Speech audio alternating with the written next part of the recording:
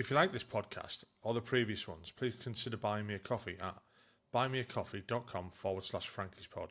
It just goes to help fund the software and the hosting.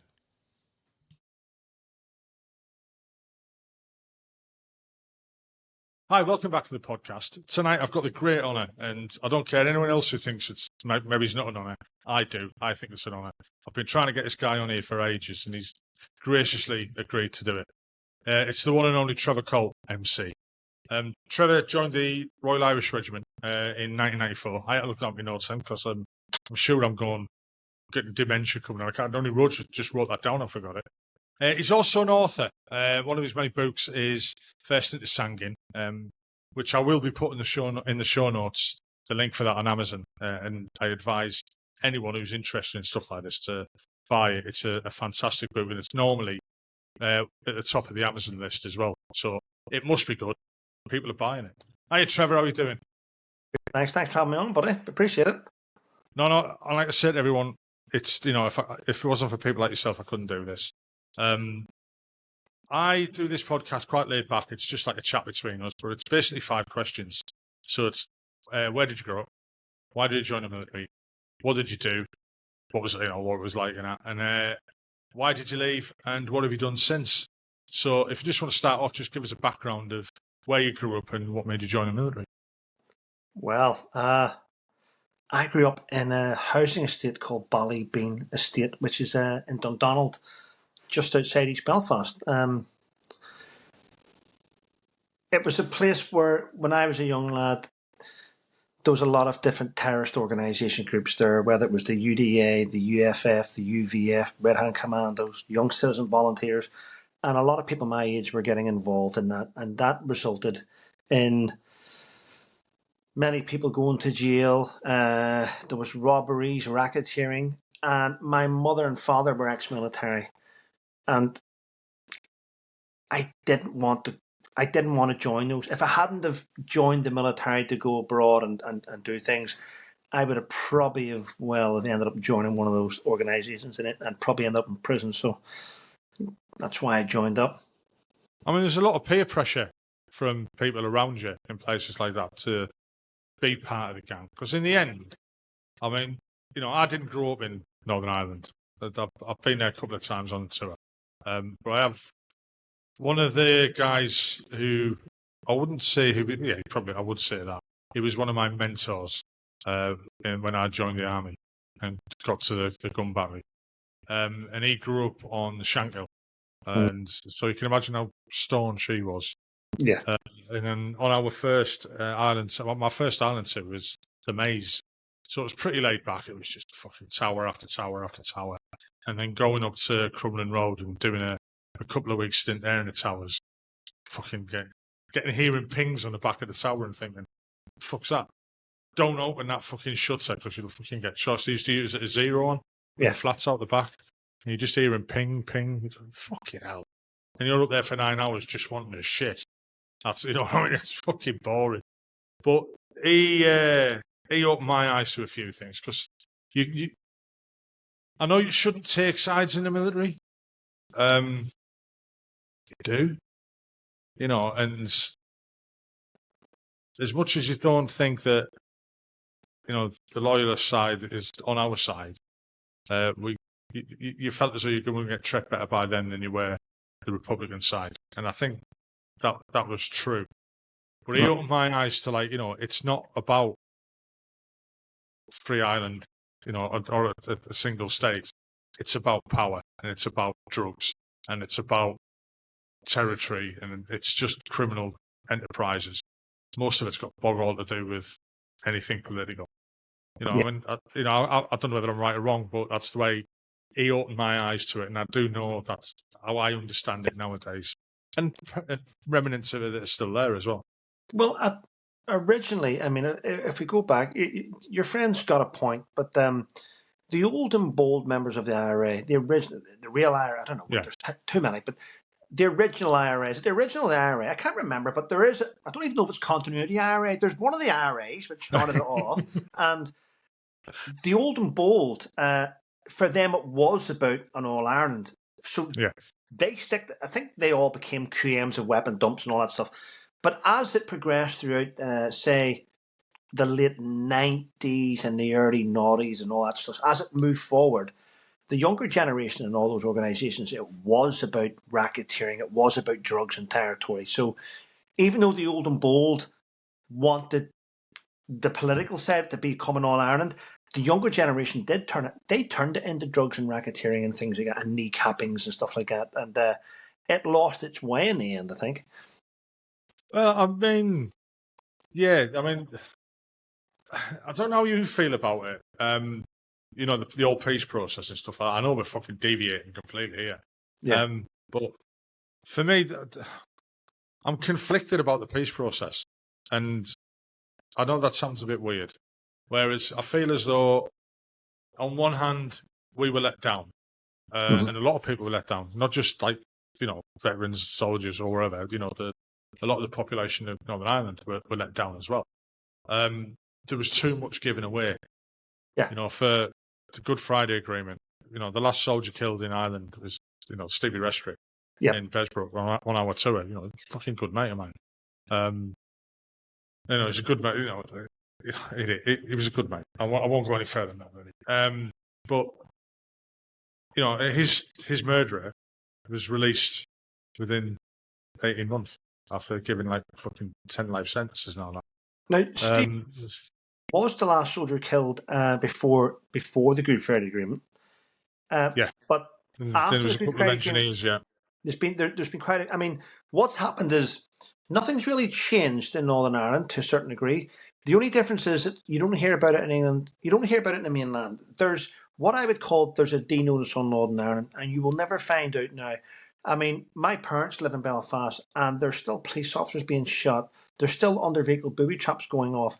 There's still camps being attacked, military camps. There is still a few military camps there, but the Palace Barracks and ones in Lisburn, they're still there. But there is still tit for tat terrorist activities taking place. It's just not in the media, and we did give far too much away. We'll not go into it because we'll go off on a tangent here. It's a 6-hour podcast. and then we'll go. So what was basic training like? No, I agree. I think we'll stop that bit there. Yeah. But Good Friday Agreement.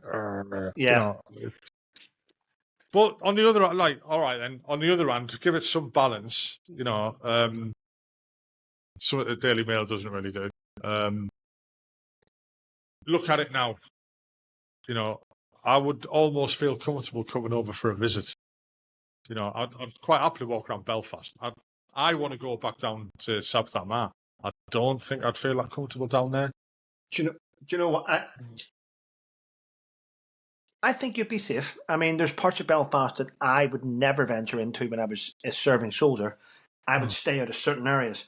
But I went back in last April for my birthday, spent some time with my parents and things. I actually booked a little apartment, which was facing David and Glath, the Harlan Wolf Towers, the Yellow Towers. Yeah. So, and I went for a walk. I went to the begins with M. Can't remember the name of the hotel now. Doesn't matter. I went out of there and I walked down a part of Belfast which I used to be fearful of going in. Thought that was fantastic. I mean, the whole town's changed. It's actually stunning. And I was like, I was a little bit taken back by it. I was like, I would never come here years ago, but now it looked really good. Those outside people, live music all the way along. It was just fantastic. I really enjoyed it. No, I listened to a podcast by a couple of guys we were talking about earlier, doing conventional soldiers. And what they did before Christmas is they went back for a visit and did like recordings while they were walking around. And they went to Belfast and they went to Londonderry, or Derry, whatever you want to call it, Londonderry. And then went down south to, you know, and to Newry and places like that. And, you know, they just didn't recognise the place, especially Londonderry. They just didn't recognise it compared to when they were there last, you know, on a tour. And they said, like, you know, they said something on that I agree with, and I hope it's true. And that was that you can see the people have changed, and they will never want to go back to how it was. So they won't allow it to. You know, they won't allow that the fucking idiots to take over again. more or less, and the political process, and that fucking hell. I'm still digressing even before when we said we wouldn't. The other thing I was conflicted about was, and this is mad, it's Mark McGuinness. I staunchly hated that bloke. Just because of the way he was portrayed to us, and because all right, it's history and stuff like that. But then you find out that he was so deeply involved in the peace process, and you just think, really, that didn't sound like the person I knew it was, and all the secret meetings between the agencies and him that nobody else knew about and stuff like that. It kind of blew my mind out. It made me think. It made me think about him in a different way. Still don't like, still don't like the idea of the guy, but it does make you think that it's not all one-sided, or it's not black and white. It was very not black and white. Well, yeah, I've had long conversations with ex-Special Forces guys that worked in Northern Ireland then, and who were handlers to high-ranking terrorists, and they're never allowed to discuss who they were high-ranking guys were, because it would ruin people today if it got out. So, and people bite their lip. Whenever the other week, maybe 2 weeks ago, whenever the four Special Forces guys were found guilty of unlawfully killing IRA members after a machine gun attack on a part-time police station. And I was on the phone to a guy who was fuming about it and says, I just wish I could fucking say, I wish I could just nail these fuckers and say, no. I used to look after you and just, but it would cost too much shit. So it's not worth it. But there is a lot of guys bite their lip every day. And I do not know how they hold their tongue. I don't know how they do it. I mean, it's a shame. Right. Anyway, I think we've exhausted that side. We probably haven't. I think we should. So, what was it like actually turning up for training then? Well, I did my first phase training here in a place called Ballymena, hey, and it wasn't too bad. I turned up for training already fit. I was fit. I'd already represented Northern Ireland in cross country and road running, and I was an All Ireland fell running champion, Northern Ireland fell running up and down mountains. I had become Northern Ireland judo champion twice, so I was super fit when I went to training, and I didn't find it difficult. I didn't. The one thing that I did find a little bit, I suppose, which was difficult, was the old fitness test, which wasn't just so you did a mile and a half squat and mile and a half run, but you had to do press ups in 2 minutes, sit ups in 2 minutes. There was dips. Remember the dips? Yeah. Dips, and then after you did the dips, your arms were jelly, and then you had to do the pull-ups, and you had to do all those 4. And so I think I started off the pull-ups. The sit-ups I smashed. I think I did, what did I do in the sit-ups? 2 minutes, round about 100, which for a young 18-year-old, whenever you haven't done it, is good. And I thought it was good. Sit-ups weren't too bad. I did round about the same. When it came to the dip, when it came to the things, I think I did about 7. I was just completely wrecked. 7.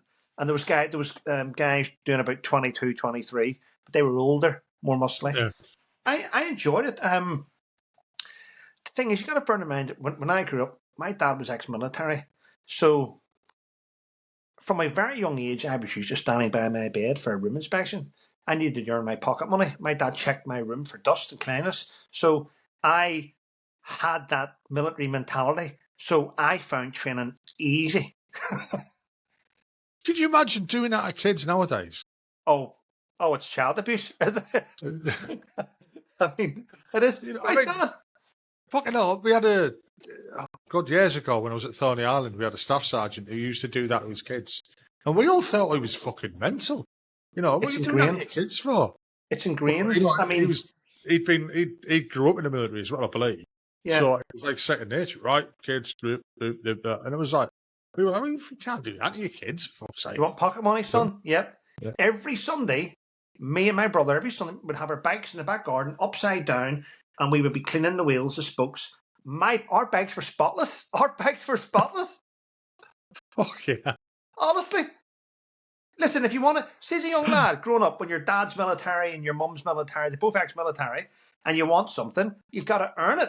Clean the car, polish your bike, get your bike done, get your room done, stand beside this, get that done, everything. Fuck yeah. So I'd say you didn't suffer from the discipline side of it when you first joined up then. No, to me it was just routine. So fucking hell, what's happening, like? Yeah. Do you know what? See, my son goes to school, right? He's immaculate. See, when he comes home, he takes his shoes off at the door, right? This is what he does. He takes his shoes at the door. I lift his shoes. I go towards the sink. I turn it upside down. I have a scrub brush. I scrub the soles. I fucking bull his shoes every single day, and I set them back out for him. And you know what? Some people, I've mentioned this on my podcast a few times, and people say, "Oh, let him do it," and I'm like, "No. I need to do this. It's in my. Yeah. I need to achieve this every day. It's my routine. So I do that. I do it every day." I'll send mine over to you. I can't get rid of it. It's just something. I mean, it's your routine, and it's If that keeps you going. I mean, you know, I won't say what keeps me going. It's a family podcast. But it's not.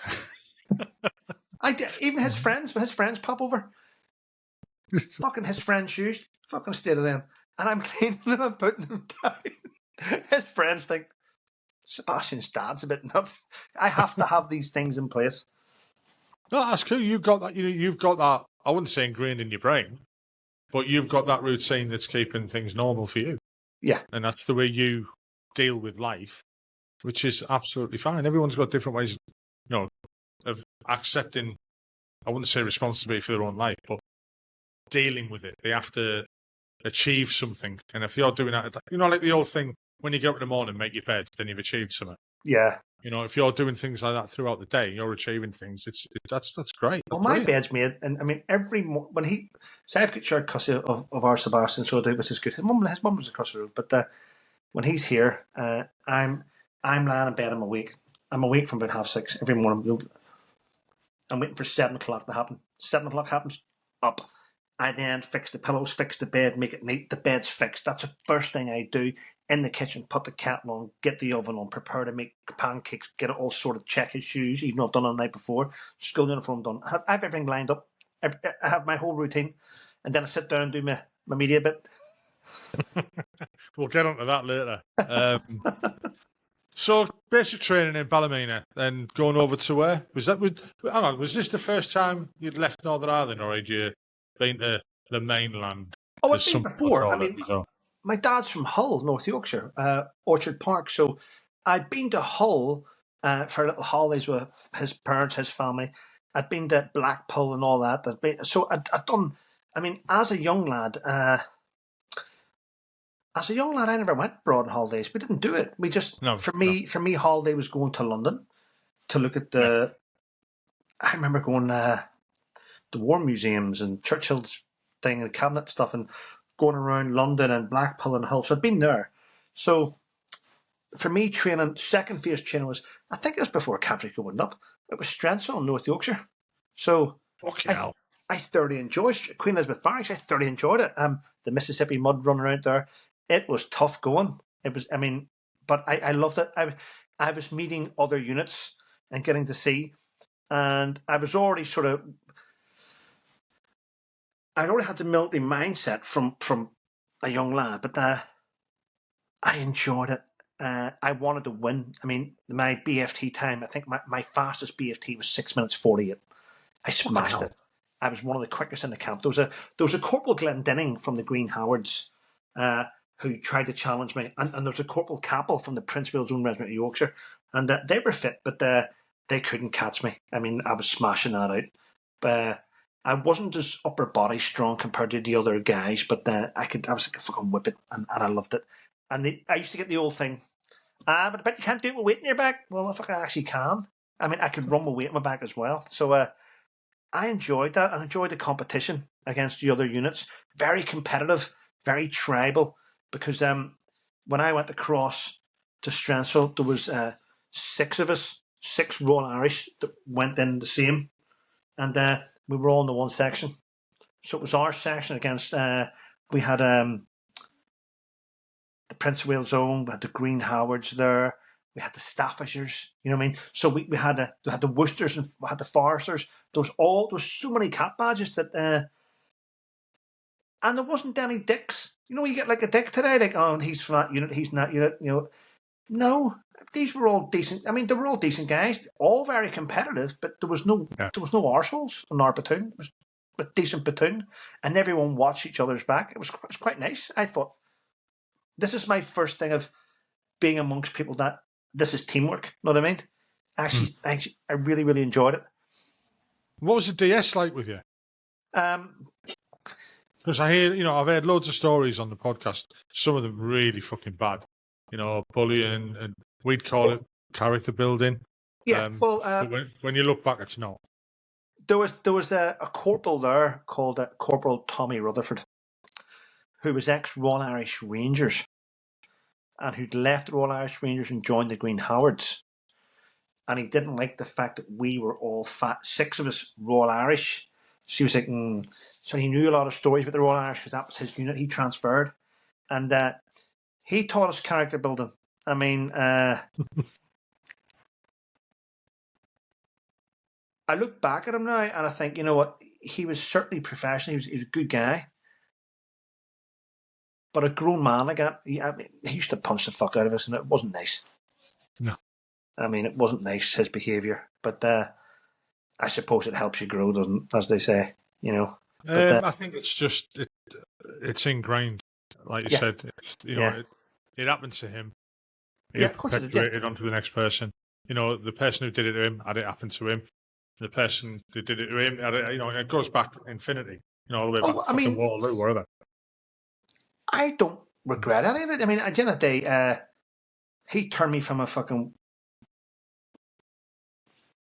a weak individual into a strong individual. I mean, that's what happened, and I thank him for it. Don't get me wrong. I mean, it was those days where, if you know what, see this here, I'm gonna charge you. If that doesn't work, and I'm going to be honest with you, I learned a lot from him. One punch solves everything, and you don't make the same mistake again. But you know what? It's not a punch in the face. It's usually a punch in the chest, because that's what they did. They didn't beat you up. They hit you a slap, and you learned from it. And as far as I'm concerned, it made you better.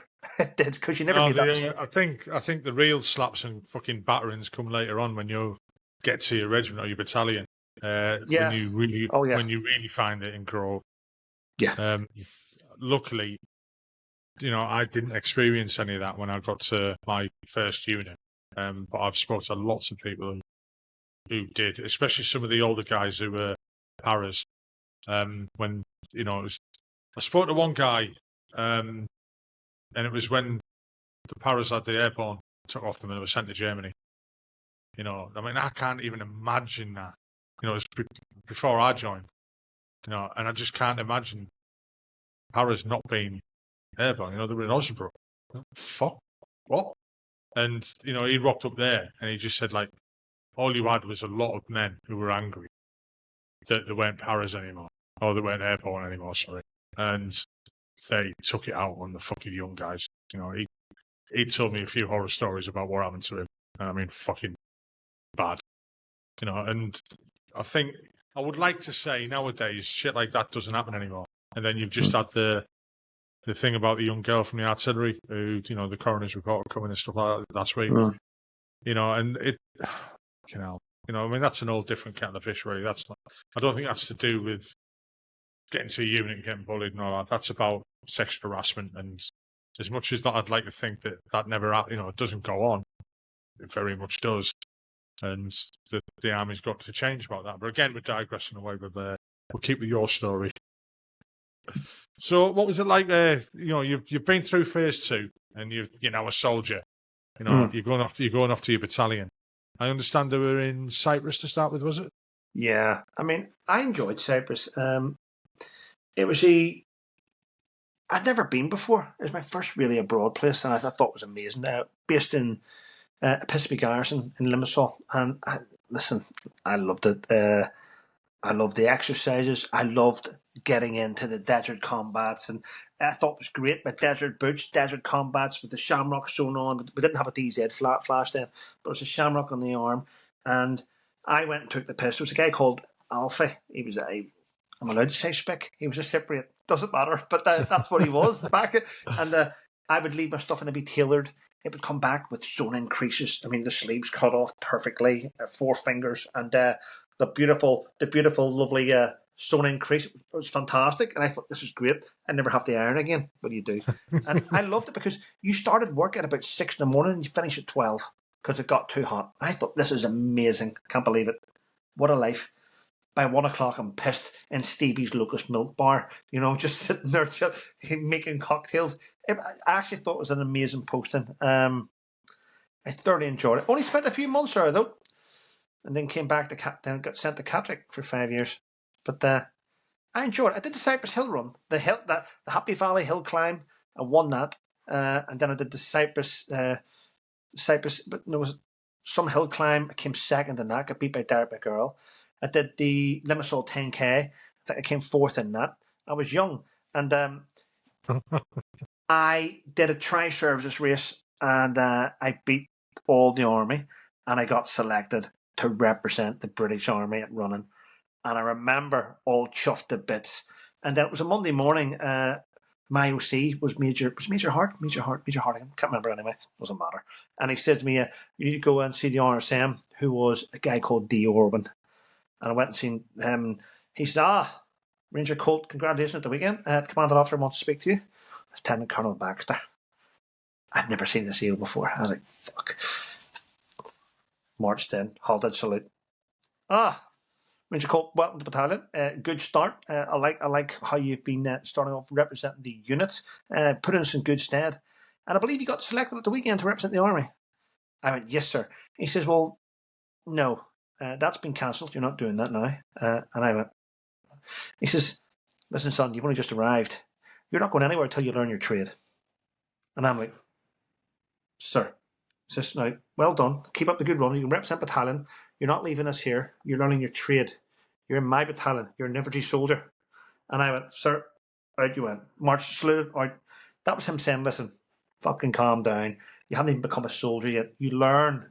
And then, and that made me think a lot. And you know what? I think it was a great learning curve, though. Yeah, I mean, now, not now, I'm out now. I've been out a decade now. But whenever I was between sergeant and young lads would come in with a bit of with the new sport and were good at us, I used to get pissed off and go, fucking no, you're on guard. No. Fucking sort your shit out. You know what I mean? No, my guys are being hammered because you're off fucking boxing and prancing in the fucking gym. You've only been here 5 minutes. No. So I understand now why that happened to me back then. Yeah. Because it does look shit compared. Imagine all the young lads, you've just arrived and you're sprog and all the senior guys are looking at you and you're like having a day off to go for a fucking run. I mean, it must piss the other guys off. Yeah. So, but yeah, I mean, you have to look after talent. I get that, but you still need to learn your trade. So what was Catterick like, apart from shit?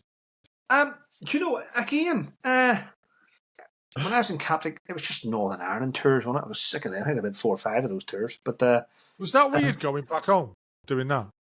I did East Tyrone, did South Armagh, did Bestbrook, did Killymeal House in East Tyrone. I can't remember. Newry, just outside Newry. I mean, I was all over. I did Palace Barracks, did Malone Road. I just got sent everywhere, didn't I? Just get on with it. Do you know what I used to love? This sounds shitty saying this. I used to love the framework patrols where you was it Sea King? Dropped off by Sea King, whatever it was here, and you had 10 Ks to get to the pickup point. And it didn't matter how you got there, just get there. And it was like out in the middle of the fields, fucking electric fences, trying to climb over them and shit with all the heavy equipment on your back. And you'd get there. You'd always get there about 2 hours early. And all it was is find a spot. We all did it, didn't we? We all did it. Somebody had to keep Dick, though. Yeah.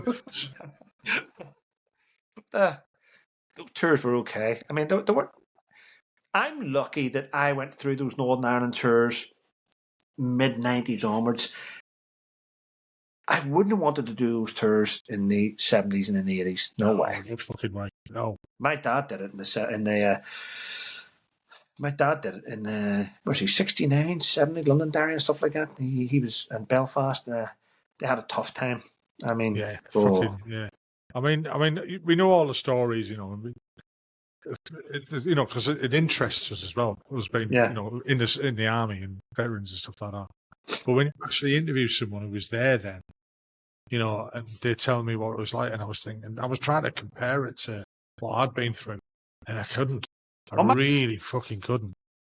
He goes, huh? But this. I'd love you to speak to my dad. Actually, my dad goes, what? Fucking General Dan at what? Got an MC where? How did he get one there? There was nothing happening on that day in that street. How the fuck did he get on it? Who wrote him up himself? I mean, my dad was there, and he's like, fuck off. We go down that street every day for 6 months, nothing. He turns up, MC, fuck off, my dad. I mean, it's that's how the guys get on. I mean, like, really, Daddy? Went, yes, really, son. He says, let them have it, fuck sake. And I'm like, okay. So what was next for you then? What was next for you? Oh, Catterick. Well, after Catterick, when I was in Catterick, we just did Canada. It was quite a chilled out time, apart from the Northern Ireland tours. And it wasn't until we left Catterick. And where did we go after Catterick? I think we went to Inverness, didn't we? Let me get this straight. No, we didn't. We went to Canterbury. Yeah, we went to Canterbury. Which was part of 16-hour Assault Brigade, actually. Because we went from 19 mechanised to 16-hour Assault Brigade. And they've been in 16-hour Assault Brigade ever since now. Canterbury was fantastic. From Canterbury, we did everything. We were put on airborne reaction force and stuff. I went and did recce and did reconnaissance, and I loved it. Did Junior Bracken, which again was a massive test, putting yourself up against other units and trying to be the best. The thing is, to be honest, when I joined the army, I was fit. But I didn't join to be a soldier. I didn't. I had no intention. I didn't give a shit. I got away from Ballybean. I was in a job that paid me. I didn't need to save money for food. Could you go to the cookhouse? I didn't need to think for myself. Someone else thought for me. You know what I mean? That type of thing. All I had to do was get up in the morning, breathe, put my uniform on and be smart. Do as you're told. Job? Wouldn't really call it a job. It was fun. I used to go out and get pissed, and I didn't care. I mean, yes, sir, I'll be there tomorrow. I used to go and pray in the morning, pissed out of my head, because I was super fit, still win the BFT, and sober up by the time it was finished, ready for work. So I would get up in the morning like most soldiers, half cut, and I would sober up in the middle of a 6-mile run. And that's it. Go back to work, have a shower, and you're there ready for the day again. That night, for some reason, do the same thing. Get pissed. Even if you didn't have money. Your mate had money. When he didn't have money, you had money. You had money, he had money. You looked after each other. You lived out of each other's pockets. And I didn't really want to be a soldier until my brother joined up, did an NCO cutter, got promoted. And now I've got a brother who's 5 years younger than me in the same company as me, hiring me. That was a slap in the face. Oh, fucking hell. And it was a wake-up call. I went and did an NCO cutter. I came second in the NCO cutter. And then within about 6 months, I was on Junior Bracken. It woke me up. What are you doing? And went the ITB Strensel. There was some surge in the army, and I got sent to Barrybudden to teach an instructor. And the minute they sent me to Barrybudden, which is near Dundee, actually, the minute they sent me there, I know Barrybudden. Yeah. Yeah. Oh, it's a fucking right in the middle of nowhere. But the minute they sent me there, within about 24 hours, the unit got told possibly deploying to Iraq, Gulf War, and I'm like, fucking taking the piss, really. And I was arguing on the phone with Dougie Beatty at the time, and I got on really, really well with Tim Collins. And I was like, come on, any chance to come back? Listen, Speedy, we can't take you. You're not part of our unit anymore. You're owned by Infantry Training Battalion in Catterick. And I went, come on. How the fuck do you expect me to teach these guys what it's like in war, but I've never done it? I need to go to war to find out what it's like to become a better instructor. And I tried to play the mind games, and they were like, no. So I went, fuck it. And I was trying. Anyway, what happened was I got the train back from Catterick one day from North Allerton all the way back. And I went back to camp, and I turned up on a Monday morning. And he's like, fuck, are you doing here? Sir, I'm back. I'm back to... You cannot come back. You need to get back to Catterick. You don't belong to us. And I went, fuck them, no. And I had this chat with the colonel, and he was like, listen, there's nothing we can do. You belong to ITB. You're off our books. I went, but I don't want to be there. I want to be here with the guys. And Tim Collins said to me, he goes, right, if you're determined to go with us, there's only one thing you can do. If you're RTU'd, then we'll take you back. And I went, how do I do that? He goes, it's in your hat. So I went back, and I was like, what the fuck do I do here? And I was meant to be teaching during the day as well. So I was doing my teaching job, and I'd call in one of the Fijians. I go, do me a favour, buddy. Yeah. Go tell a platoon commander that I'm racist. He's like, what? Just go and tell a platoon commander that I'm racist. Anyway, so the Fijian, he says, are you sure? I said, yes. He says, okay, Corporal. And he was in the seat of platoon commander. He goes, sir, just to let you know, the Corporal Coult's quite racist. He says, what's he done? He says, I don't know. And he went back and says, he goes, what did you do? I went, fuck's sake, make something up. And the platoon commander was, I guess, here, Corporal Coult, stop with your shit. I'm like, how do I get back? And I was trying all these different things, right? And I just thought, ooh, this is the one thing that got me RTU'd. So I drove out of camp with 2 recruits in my car. Now, bear in mind, one of them's 25, called Foxy, and the other one was 27. So, I mean, they're adults. Yeah. But at that stage, they didn't have ID cards, did they? They had a thing called Chit and Loo. Remember Chit and Loo's? Chit and Loo's, yeah. The piece of paper, shitty thing on it. So they came out of camp with me, and I pulled outside the pub, and I took them into the pub, and I bought them both a pint. And we sat there. He says, what's your plan? I says, my plan is that you drink that pint and you walk back to camp and book in. Simple. We haven't got ID cards. I says, I know. So anyway, what happens if they ask you how you got out, just say Corporal Coult took you out for a pint. That was it. That was it, simple. So they went in, booked in, big fucking hoorah, 2 recruits outside camp having a beer. They were both in their fucking 20s. Anyway, next time in front of the Sergeant Major, up there, what the fuck? You took these recruits out of camp, blah, blah, blah, blah, blah, blah. I've had enough of you. I says, thank you, sir. He says, you're RTU'd. I went, thank you very much, sir. So the next day I got RTU'd, he sent me back to Catterick.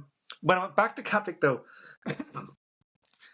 I'd let down the Royal Irish team in Catterick, and they were fuming with me. How dare you come here and do this here, blah, blah, blah. Do you know what the problem was? They wanted to go to war with the battalion, and they couldn't. They were pissed off because I was being RTU'd. I'd only been there about a month. Anyway, but when I went back, I got screwed over. I got sent to go and work in the guards depot. And all I did was clean and fatigues because they were waiting to charge me. So I had to wait to be charged to be RTU'd. So they kept me as long as they could. So I cleaned around the guards depot. And then I got sent from the guards depot to the para depot.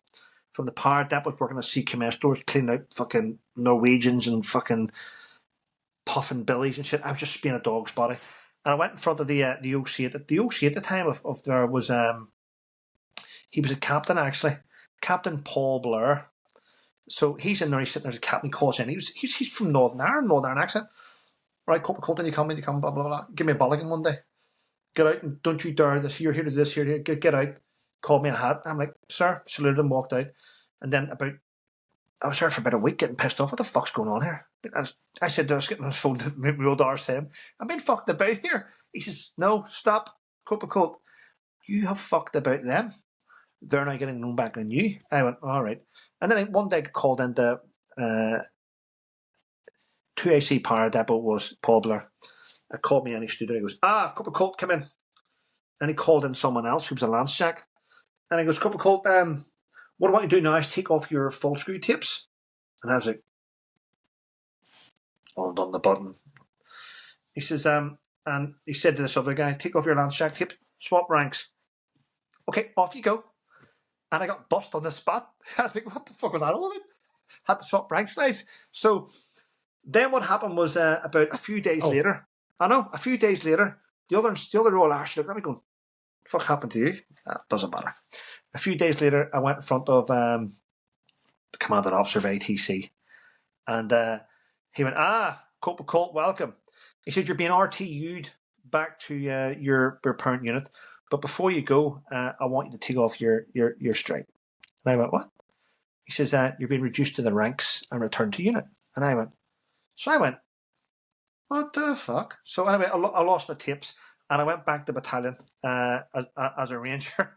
And I went, as I got back to camp, Dougie Beatty said to me, get your uniform on and be outside my office. So I'm like, gosh, Cobby, known old shape, outside the RSM's office. He marched me in front of Tim Collins. And Tim Collins just looked at my chest and he went, put that on. You're a section commander in B Company. Welcome back.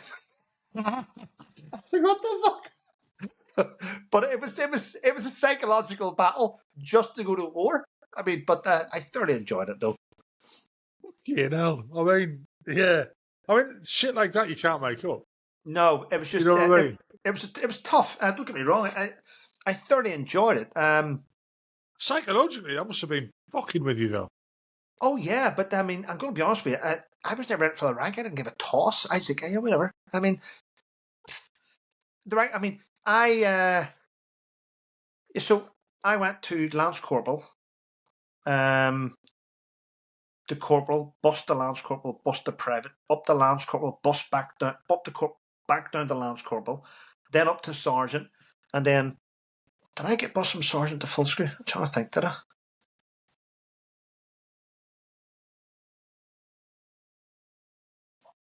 All I know is you made my career look fucking good now. And got something like that. And yeah, I went to jail for 6 months for assault in the army. We're having a fight with another guy, and I did 6 months Colchester and out there. But listen, my first part of my army career was a fuck up. I was just a knobhead. Couldn't handle a drink. Couldn't drink more than fucking 4 or 5 pints. It just went to my head. But I didn't care. I joined the army to see the world, have fun, and I did it. And then I think I did it. After about 6 years, I changed. I went through the ranks, and I wanted to be. I still didn't want to get beaten. I wanted to be the fittest full screw. I wanted to be the best full screw. Wanted to do all the courses and just. But see, as a section commander section commander full screw sergeant, looking down on your guys, you know they're going to fuck up. And you know what? It's not. You can't just push them and say no. You do that. Let them make mistakes. And I think that's what makes it better. You start to understand your guys a lot more because you've done everything. You fucked up in the past. And I actually enjoyed it. I think it makes you a better soldier whenever you understand the whole mechanics of starting off as a lunatic, becoming an arsehole, growing up, and then becoming a commander, and then being able to know what the guys need. I mean, okay, it's not perfect. It's not for everyone. I enjoyed it, though. It always makes me laugh that, where I ended up in my career was working with the grown-ups when I wasn't a grown-up. Even after 20-odd years, I'm 56 now and I still don't know what I want to do when I grow up. I've always been surrounded by the younger element, and it's probably fucking me that caused most of the bother as well, to be honest. But you're right, so you get the younger lads going, fucking sergeant this, fucking staff sergeant, colour sergeant, whatever, fucking RSM. They don't know what it's like. Yeah, but they do, because they've done what you've done. They've done exactly what you've done. I interviewed an old boy at beginning of last year, and he joined the army in 1964. And he was telling me what they used to do when they got, when he was out in Germany. The stories used to nick and Land Rovers, nicking the duty vehicle to go on a piss, and what they got up to, what they got caught with, fucking hookers in the block and strippers and all sorts. And I'm just thinking, it's just the same. There's no fucking different. It was in black and white then. That's it. That's all. You know what I mean? Yeah. So you got to go to Optelic then, 2003? Yeah. Session commander, B Company 5 platoon. Yeah. Yeah, I was out there with 3 hour chill on that one. Yeah. Yeah. It wasn't bad. What did you think of it? Wow. I thought it was shit, mate, if I'm honest. because I fought so hard to fucking get there. And then when I got there, it was shit. I just thought, I could be a full screw now. But Tim Collins was crazy. I know. Tim Collins was nuts. Tim Collins got like, the whole battalion and like vehicles and going, okay, forward, let's find the battle. Nothing this way. Back, let's go east. I mean, so Tim Collins drove us around the desert looking for a fight. And we never found a fight. We split up the company groups, went to different locations and stuff. I mean, I remember going out on patrol with my section and just getting all around the fence around a barber shop and getting my hair cut. You know what I mean? In Alanmara. I'm sitting in Alanmara. I've got my rifle. I've got another bloke holding my rifle. I've got a pistol on me. I've got my guys all around the fence. Back of the barbers, front of the barbers, one in the barbers, three. And I'm all around the fence. And I'm sitting there in this Iraqi barber. He's cutting my hair. I mean, it was great. It was weird, wasn't it? I mean, we ended up like artillery-wise, you know, we did our job, which was great for us because it was the only time we were really, you know, it's fucking war. I was in the first Gulf War, so all the lads who were out on this one, there was very few of them that were in, you know, in '91, and to me, it was great for us as the regiment, you know, because we got to do our war fighting role, and it was brilliant. And then all of a sudden it stopped. And you're like, now what? You know, and right, you're going into half the battery went down to Alfort Peninsula, and the rest of us stayed up on fucking Shiber Airfield.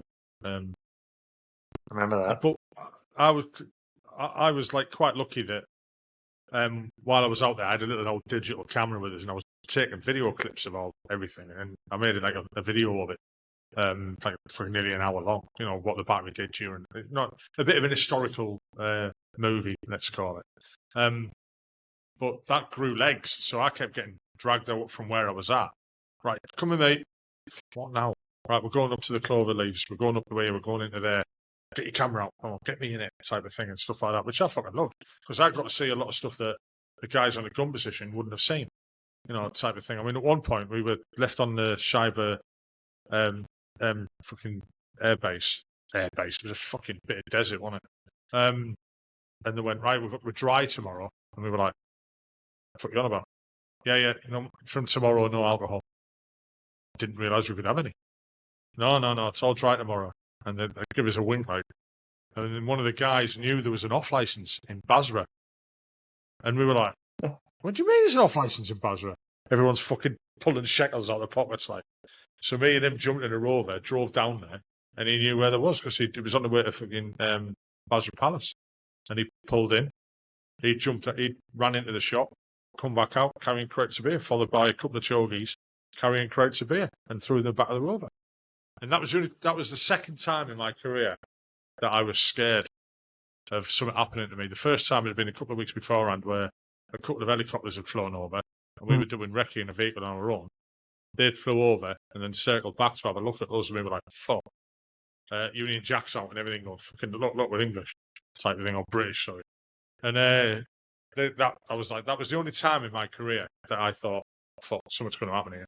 Until that day when somebody drove a car into the back of the Land Rover, and I'm sat in the driver's seat, thought, shit. Grabs my car, jumps out, cocks it, and I'm like, what's happening? And the big crowd appeared around me. I thought, fuck, I'm done for here. And as it turned out, the guy in the car who crashed into the Rover was pissed.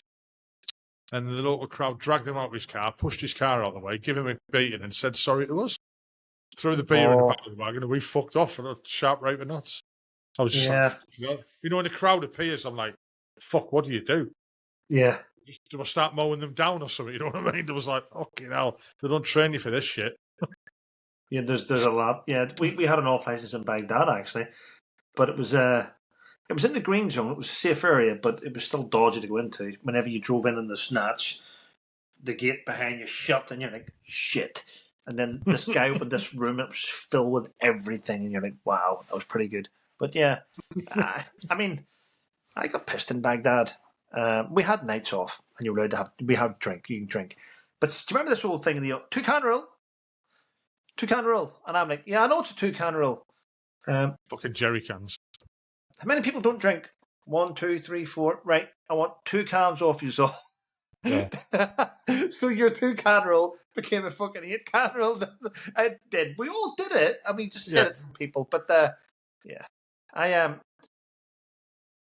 went back to British Embassy in Baghdad actually one night in particular. Had a few beers and slightly tipsy, and I says, "Is there any chance I get the lift back to BSU, Baghdad Support Unit?" No. I went, "Oh fuck! How am I getting back? I've got to be back for the morning." I borrowed a pistol, this dash and trousers, and just walked through Baghdad and walked all the way back to BSU. Fuck that. I had no choice. Had no fucking choice. I mean, it's fucking mental. I mean, I should have been dead several times, but that's what I mean. See, when I'm drinking me, I just fucking do stupid things. I mean, I got picked up by a US call sign doing a road check, and they were like, "Where are you going?" I said, "BSU." He said, "Fucking get in and give me a lift back in Humvee," and I got out. Fucking fell out. But Fuck me. yeah, it's stupidity. I mean, it's what's done's done. Yeah. I got through that tour, and I was like, "Me." I was like, "Take one."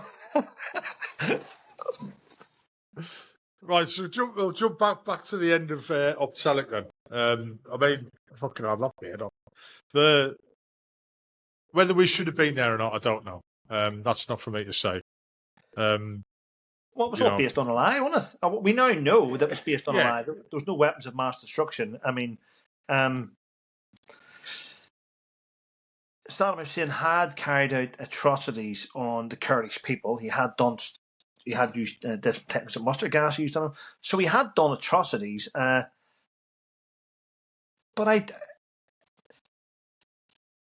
the war was based on a lie. I mean, it's sad, but it was. And looking back on it, do I think we should remove Saddam Hussein? No, because we destroyed the whole Middle East.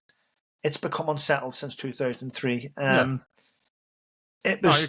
I agree. So I had that, you know what? I had that conversation with a guy in the Royal Engineers in a kebab shop in Horner when we come back from Optelic, and I said we should never have done that. And he was like, "Oh, we've lost people out there." Yes, I know we have, but the only person who was keeping the whole area together was the fucking head case in charge. And it's the same with anywhere. Look, you look at Bosnia. You go back all the way back to Yugoslavia. Tito dies.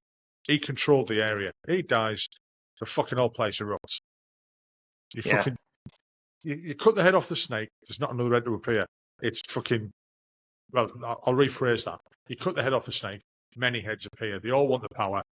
And fucking, we destabilized the Middle East. It wasn't a good thing. Anyway, we can't go back. And we did it wrong afterwards.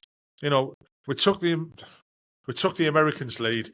They said this is what needs to happen, and it was wrong.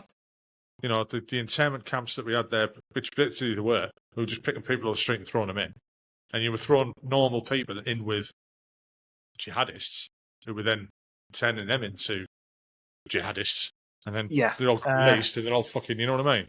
They had the DTDF in Iraq. I mean, it's just it is what it is. At the end of the day, I just know that whenever I was doing my job, that I did it as professionally as possible. Didn't deviate left or right. Just did what I was told to do and did everything within the law. So that's it. I'm not saying anyone else didn't. I'm just saying, whenever you're told to do something, you just do it the best you can. Don't get me wrong. I'm still proud of it. I'm proud I went there. I've got my medal and I did my job. Whether it was right or wrong that we were there, that's not for us to say.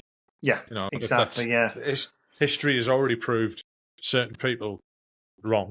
Yeah, but we did our job. But I mean, leave that one there. I like to call it our Vietnam, if you know what I mean. Yeah. Type of thing. So what was after Optelic for you then? Well, I did a couple of telecs. That was 2003 Optelic, the original one. Yeah. 2004 was 2004. It might have been Northern Ireland actually after 2000. 2005 might have been Canada or something. No, 2005. Let me get this right. 2005, I was on Telex 7. We were based in Shabalog base, SLB, and we did different tasks in there. We did many different things, which I thoroughly enjoyed. And I did from 2005, it was from the back end of summer 2005 through Christmas, finishing up in February in Baghdad.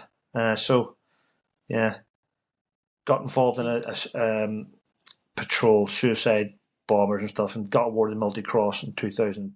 The action was carried out in 2005. So, and then, so the actions I carried out. You casually said that, got awarded the military cross. Let's talk about that one, eh? There's nothing. To me, I know you're going to say there's nothing to talk about, but people who are going to listen to this are going to go, what? How did he get that? What did he get that for? It was. I suppose you really call it. It was just it was a patrol. I was on patrol. We were taking up General Houghton. He was a 3-star general, taking up his vehicles to the. Is it the Baghdad International Airport? We were taking his stuff up anyway. We were in Baghdad, so we're going to the Bayab to pick up new wagons on a drops vehicle. Quite a few snatches and a few vehicles. And so on the way up there, we noticed that on Route Irish, we noticed, well, I was in the rear vehicle doing top cover, by the way, the rear vehicle. And what was my arse? 12 to 6. So looking out that way. But on the way up, I noticed the vehicle below the bridge. It was a white Nissan Datsun sitting there, facing the wrong way.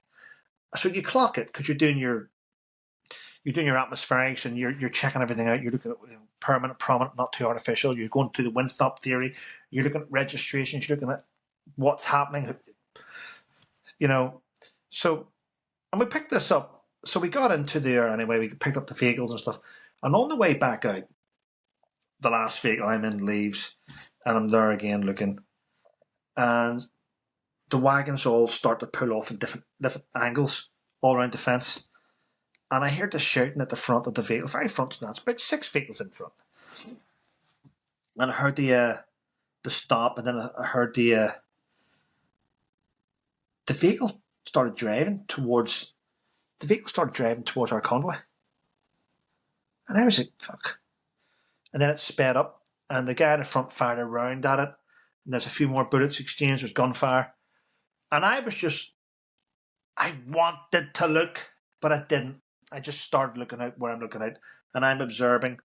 I could see an American call sign, civvy contractors coming towards us, and I was doing the hand signal. Then I seen 2 guys running out across. Strange. It was just strange. They started setting up a gun, and I was just watching them. And I fired warning shots. I think I fired 2 warning shots first of all, and then I just engaged them. I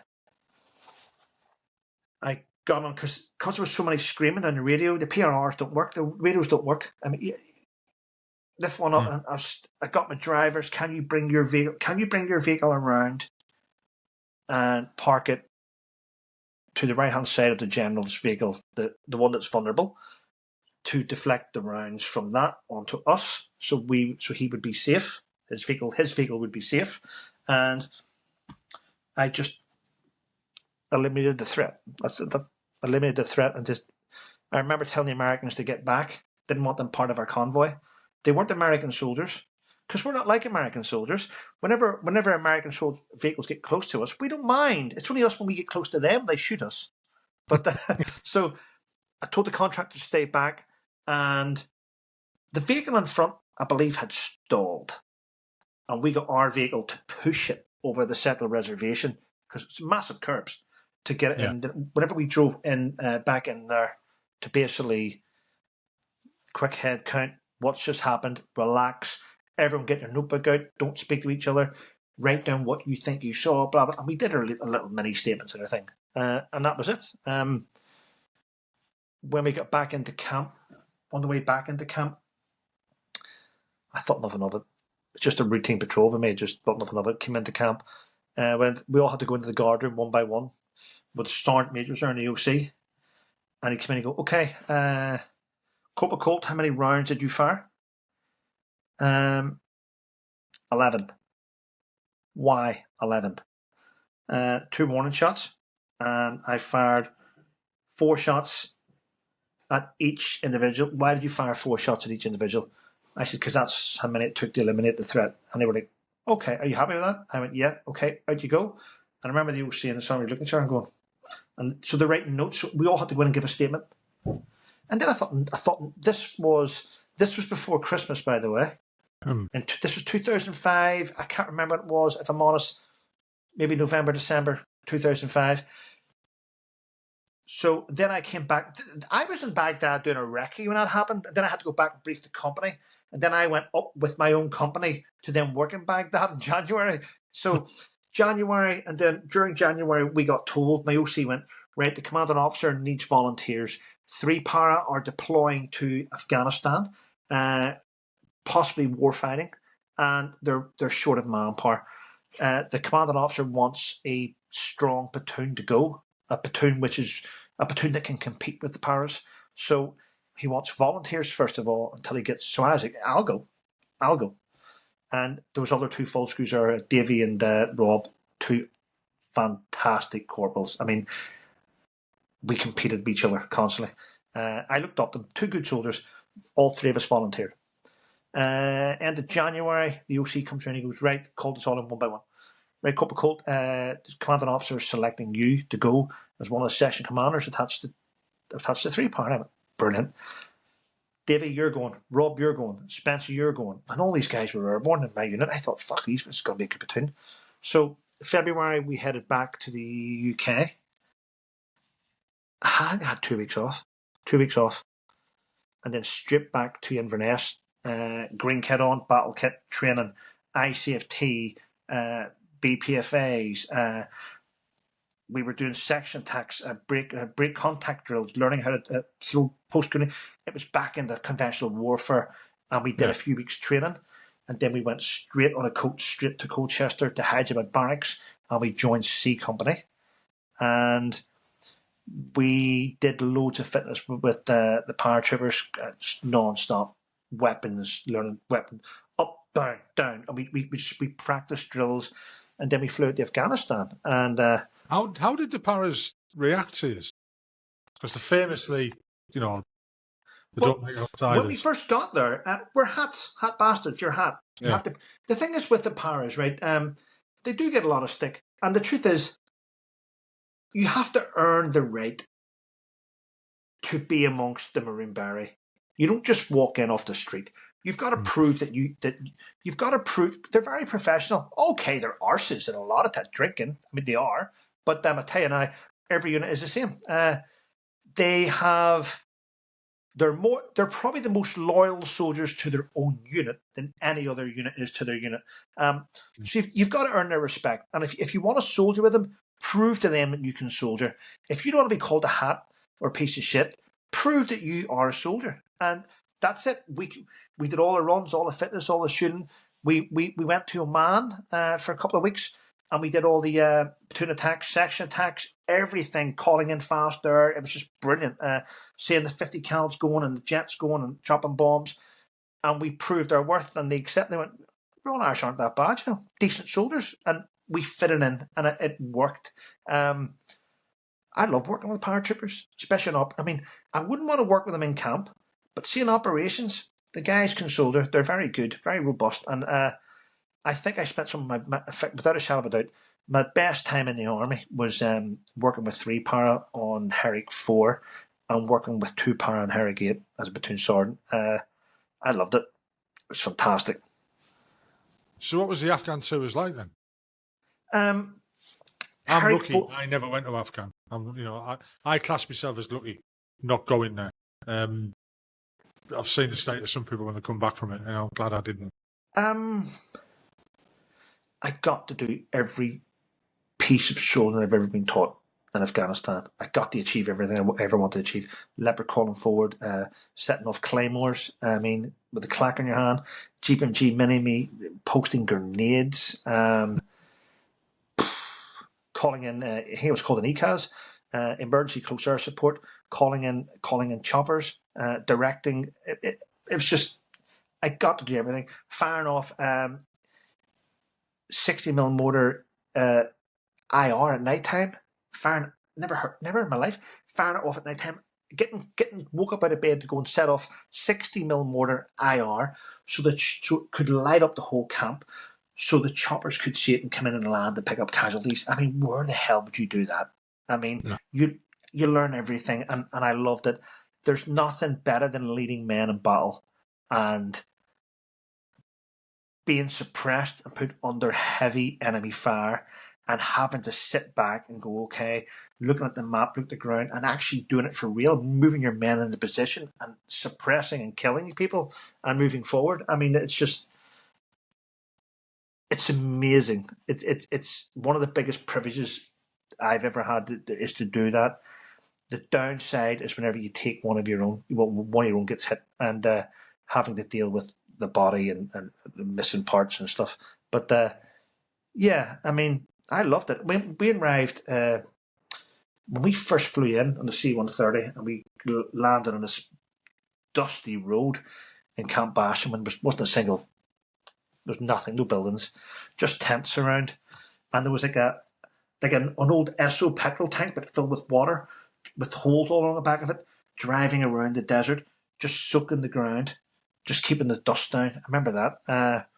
Getting our ammunition, bombing up, getting all our maps, marking our northings and eastings up, trying to fabble on our maps and stuff like that, and getting it all done, doing it on the cot bed, and then having a backpack with about 30 maps in it of different locations of Afghanistan and where things are, and then being told, okay, head up to the flight line. Your platoon's leaving in a minute. You're heading to a place called Sangin. And I went, what? So we flew into Sangin. We flew into Fort Robinson, picked up snatches, and then drove down into Sangin. Remember that type of thing?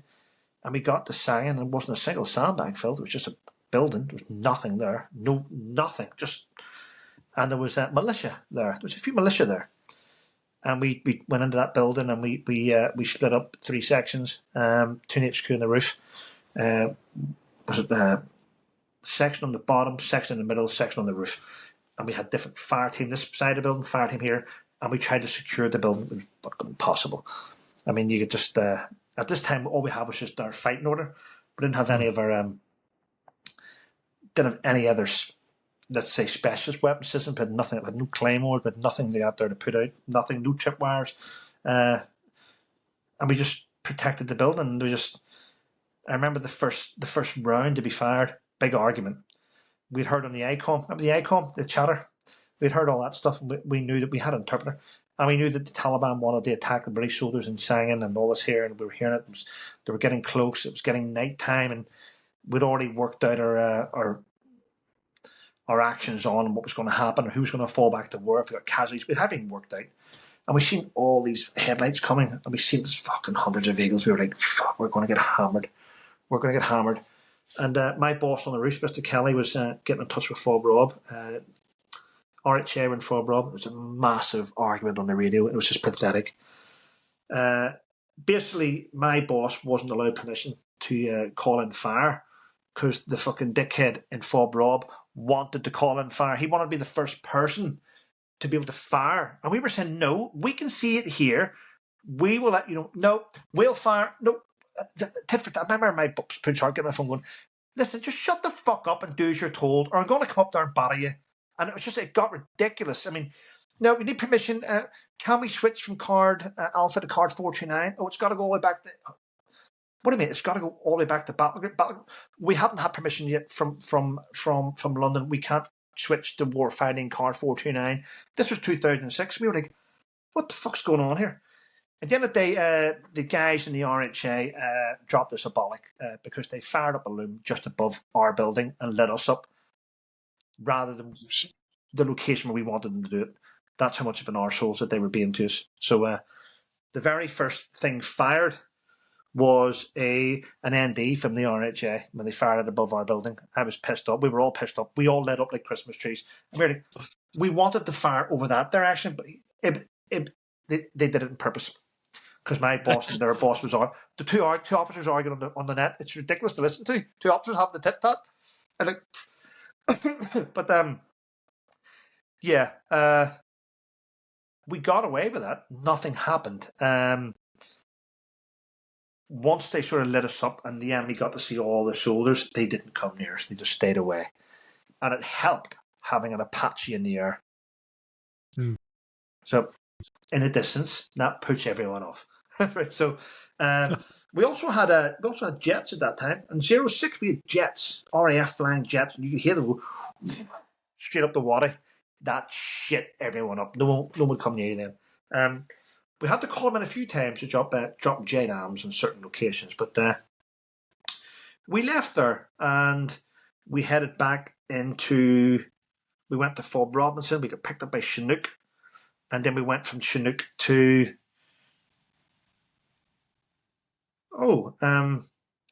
Fob Price, which was known as, wasn't Kajaki. I'm trying to think of the name of the place now, but it was Fob Price. We went there. It'll come to me in a minute, but I liked it out there. It was quite relaxed. There was no cookhouse. There was nothing. It was just tense. It was just the start of the campaign, really. And I was still acclimatizing with the ginger hair. I was like red beetroot and losing loads of weight. I think I was down to about 9 stone. I mean, because you're not eating fatty foods, are you? You're eating rations. You're drinking about 5 liters, 6 liters a day, and eventually you just become thin. I enjoy those tours. I enjoyed the thrill, the seek of the enemy, the seek of the battle, wanting that one battle. And I remember Spencer saying, "Be careful what you wish for." My twin sergeant telling me, "Be careful what you wish for." And I was like, "All right, yeah, I will." We went out and did patrols. First guy that we killed was a young lad on a motorbike, actually. We headed out to do a patrol somewhere, and we were meant to go out and put out a presence because apparently the Kajaki turbines were going to be attacked. So we had to go out and put out a presence of troops in the area. And I remember as we were patrolling out one night from the vehicles, this motorbike come over the crest of this little hill. It was like little buildings. This motorbike with a big, probably the old Yamaha bikes with a big round light in the front. Yeah. It was like this, and I was like, let him go. And we were like moving him. And then he moved forward a little bit. And I remember Rob and Davey shouting, Duresh, Lachuna Porta, stop, put your hands up and all that stuff. And he drove down the hill towards us. So he started driving towards us. We all sort of moved off to safe location. And I think I put 2 rounds into his chest. And I think Rob did. And I think Davey fired a round. Wasn't much. And the motorbike landed on its side. I remember looking over at him, he was all twisted, I guess. And the boss says, right, go and check him. Fuck, okay. So I headed over, had a quick scan around the bike. Didn't see anything out of place.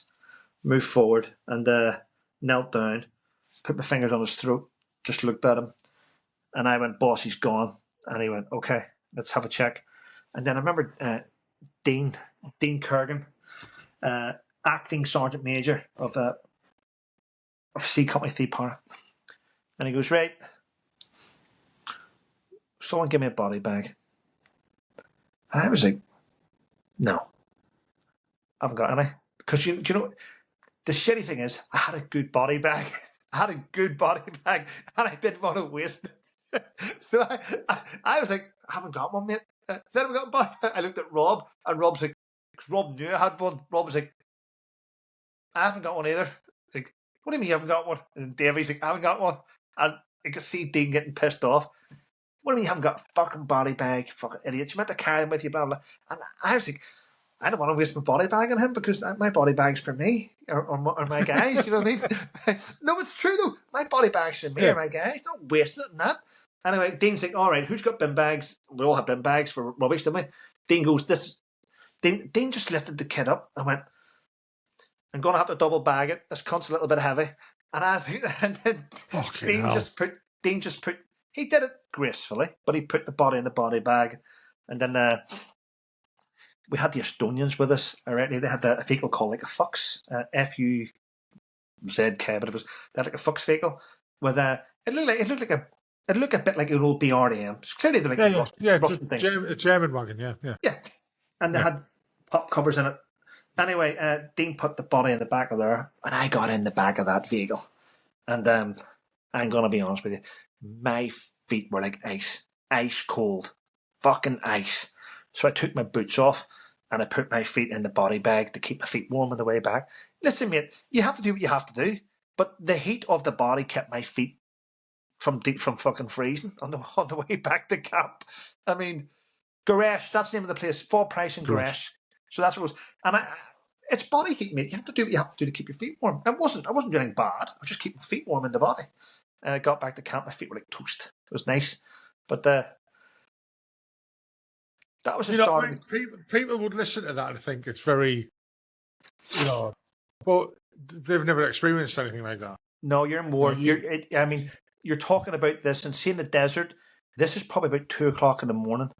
And it is really, the temperature's dropped. It's ice. It is really ice. And my toes were like really numb and I was shaking.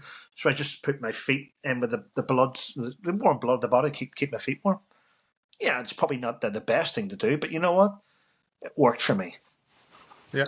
No, what I was trying to allude to there was that people would think that's heartless. But it's called fucking war. Yeah. You know what I mean? You've got to do what you've got to do, like you said. Yeah, I have no regrets. I mean, at the end of the day, I fired at what I thought was a threat to my men, and that's it. So I don't regret it. No. That was the first sort of. Nor should you. Well, that was the first time I'd ever actually fired my weapon at someone. So it's a learning curve. It is, but I always worried if I would not want to fire my weapon. What if it comes up? Would I be that guy that didn't do it? And if you're the guy that doesn't do it, let's be honest, your career's over in the infantry. Your career's done. That's you done. Boom. Because other guys around you see you, you're gone. You might just walk away. You need to be able to show the guys around you that you're willing to do your job. Not just do your job, but show your guys that you're willing to put yourself in that danger to protect your guys around you. And the minute I learned this in Afghanistan during that tour, see the minute your men know that you will run through fucking fire to get them if they're injured, those guys will never question your orders. Those guys will always go, yep, done, doing it, done, complete. See the minute they have doubts that you're going to be able to help them, then they have doubts if they're going to be able to do that job. And several times I showed the guys, listen, I will be there to pick you up, to drag you back, no matter what it is, just do as I want you to do. And they'll do it.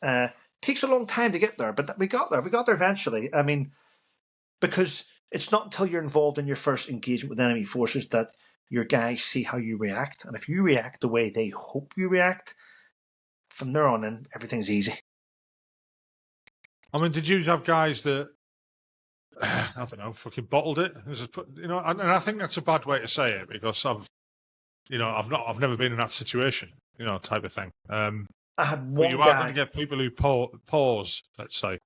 Oh yeah, of course. I've had one guy that paused, and he didn't just pause. He just sort of took a step back, and I watched him. And the worst thing you can do is destroy that guy's confidence. The next chance you get, rip into him. Don't do it because that then will just destroy him completely. All you simply do if that happens is you move him to a safe location. Don't tell anyone else what's happened. Just say, just come here, get back there. What I want you to do now is start bombing up these magazines. Change his mindset. Get into cover, bomb up these mags. I want get the mags off the guys, bring them to you. I want you and you get him out of that situation, and you sort him, and you send someone else with a different task to do something else, and you don't highlight it. You don't destroy someone's confidence because you've seen what they've done. If you destroy someone's confidence when they've done something like that, they will never ever recover. So get them into a little bit of a safe location, give them a different task, and then when the time's right, chat to them privately, away from everyone. and say, okay, don't worry about it. It happens. I want you to do this task next, blah, blah. And then eventually they'll get back in there and they won't question it. But I've seen one or two guys pause and think twice about wanting to engage because they've never done it before. And it's a big ask to ask somebody to go forward and say eliminate something, but it's a big ask whenever you're there. I had this mentality of just I wasn't as aggressive to get things to kill an enemy until I'd lost a bloke. Whenever I'd lost a bloke, the game changed for me. I just thought, fuck him. So what happened there then?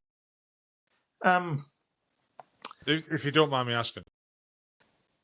I was in Sangin and I was a session commander, and my platoon commander had just went on R&R, which meant whenever my platoon commander went on R&R, good officer actually, my platoon sergeant was Spency, Richard Spence. Spency stepped up and became platoon commander.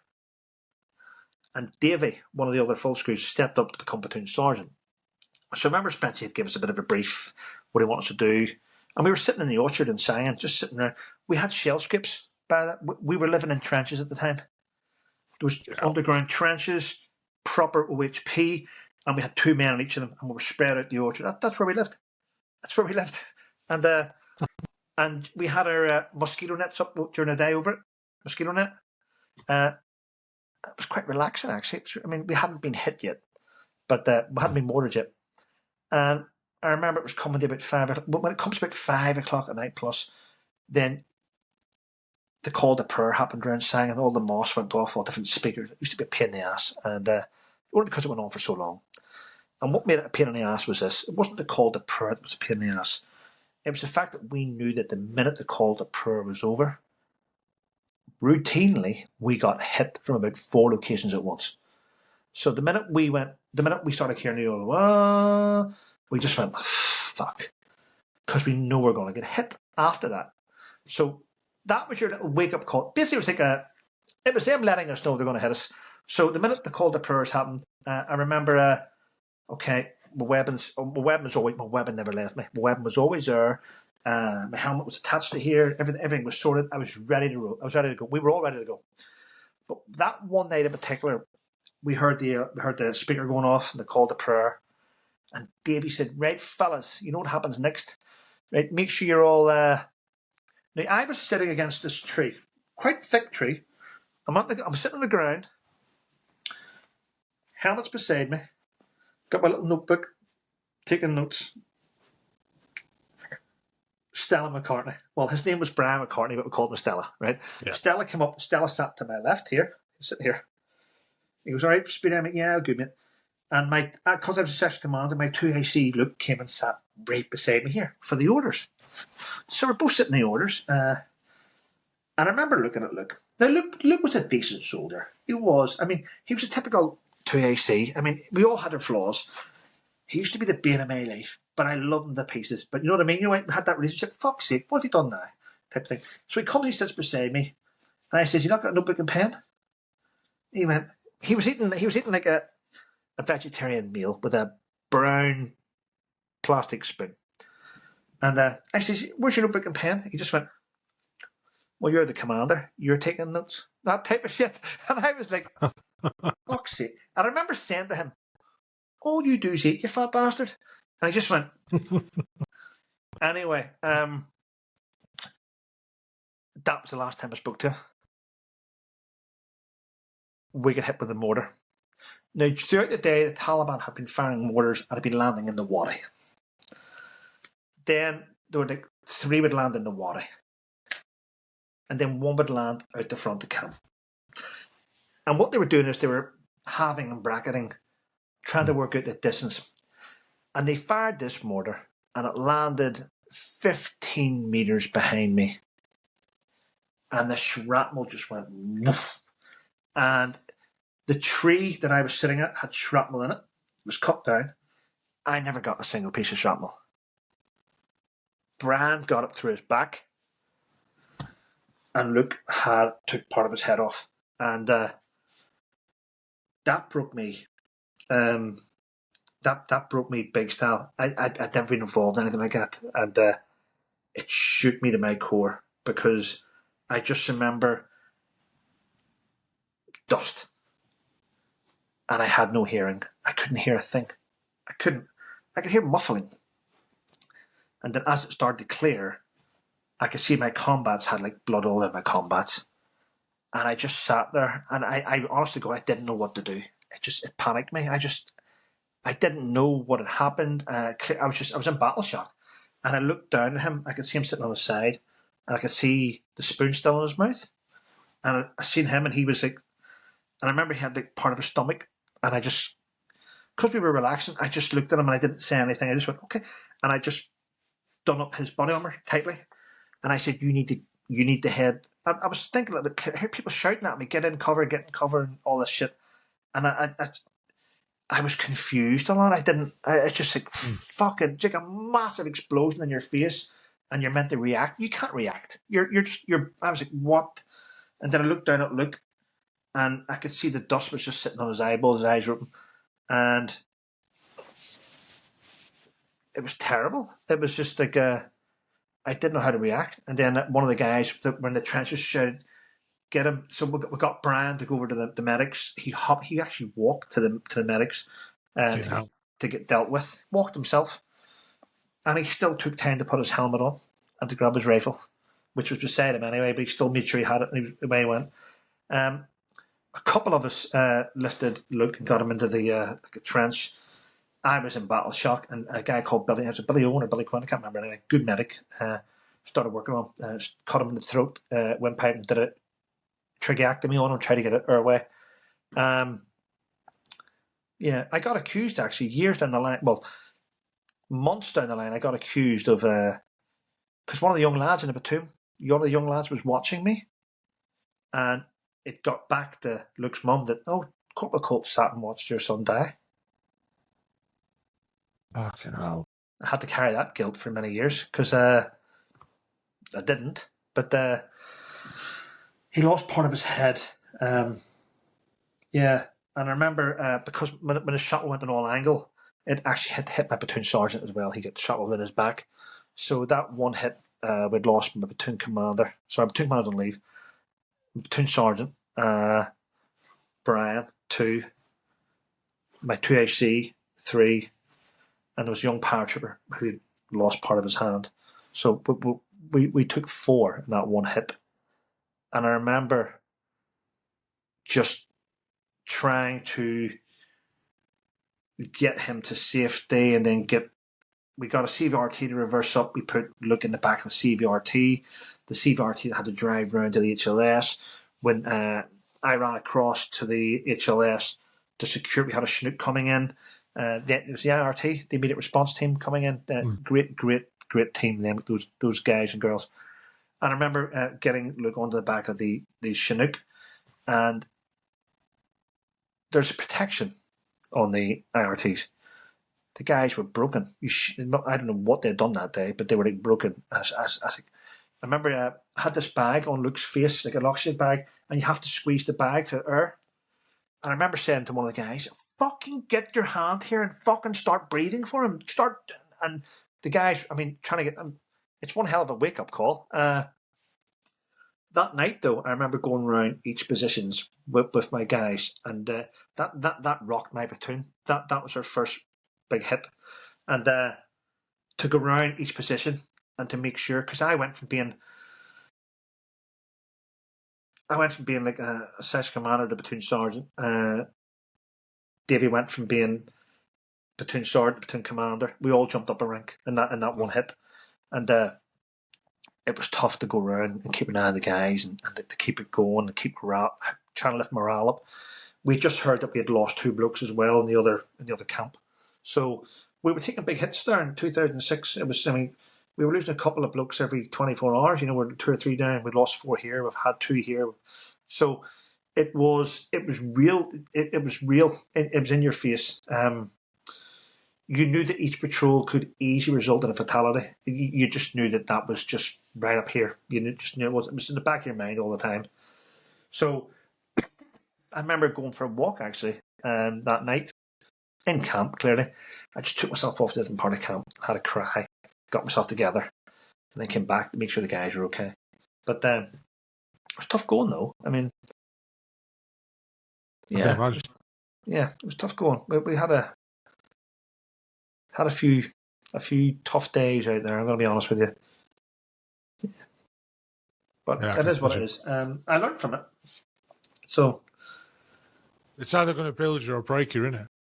Yeah, it broke me and built me. It did everything. It did everything. I mean, it was now I told you about what happened in Baghdad and wars and Iraq and stuff. Yeah. The following day after Luke had been hit and went back, I got a runner came over and said to me, Speedy, the OC wants you. I'm like, fuck, what is it now? I don't know why I was thinking that. I was like, fuck, what is it now? I mean, I'm busy. I'm fucking busy. I mean, I'm going out in a minute to check the claymores and going. I mean, there's so much to do. And is the batteries all charged? Make sure your water bottles, make sure your camel packets, make sure your grenades are primed. Make sure there's so much going on. Make sure the mini me's are clean. Get the fucking GPMG stripped. I want them stripped now. You've got so much that you're trying to get sorted out and do. And the OC wants you. I'm like, fuck's sake. So I heads in with the OC and he goes, Corporal Coult. The brigade commander's going to call you in a minute. I said, what? Make sure you're there. The brigade commander wants to speak with you. I was like, what the fucking piss take? And then Mick Bolden, Sergeant Major goes, just get over there. Have you had something warm inside you? A brew or anything? I says, I haven't had a brew in me yet. I'll get one in a minute. He says, there's kettles on and I'll go make a brew. I'm like, a bit unusual. Sergeant Major saying, go make yourself a brew. Use my brew kit. I'm like, fuck it. Yeah. So I went there and made a wee brew kit. And I'd used the mortar. The plastic things from the mortars. Yeah. We'd cut them off. We'd all made fucking proper cups out of those. Yeah. My mugs. They're fucking great things, yeah. Yeah. And I remember sitting there going, yeah, had a little brew. Then the radio.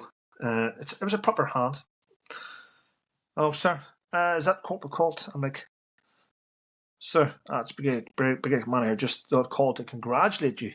Your name's just come out your name's just come out on some honours list, and you've been awarded Multi Cross. And I went, fuck off! I haven't got time for this shit.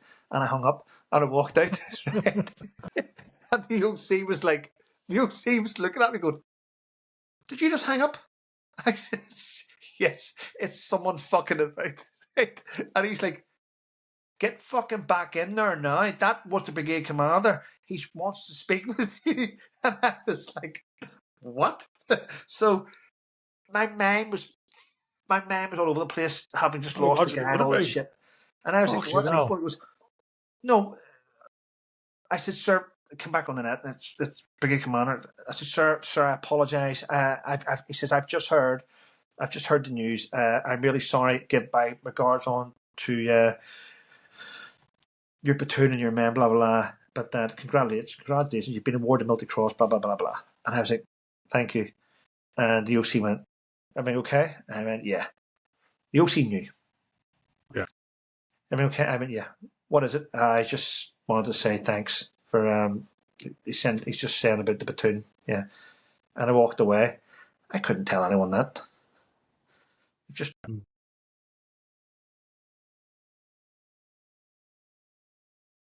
Can you hear me all right? Can you still hear me all right? Yeah. Fine. Can you give me a second? Yeah, sure. A second.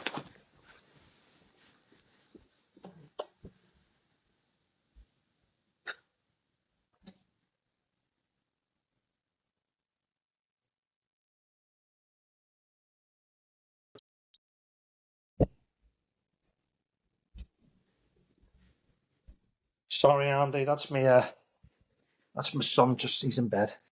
That's okay. So I couldn't go on and tell the guys. How can you celebrate? How do you react? You've just had the worst news in your life. You've just witnessed something terrible. So I kept it quiet.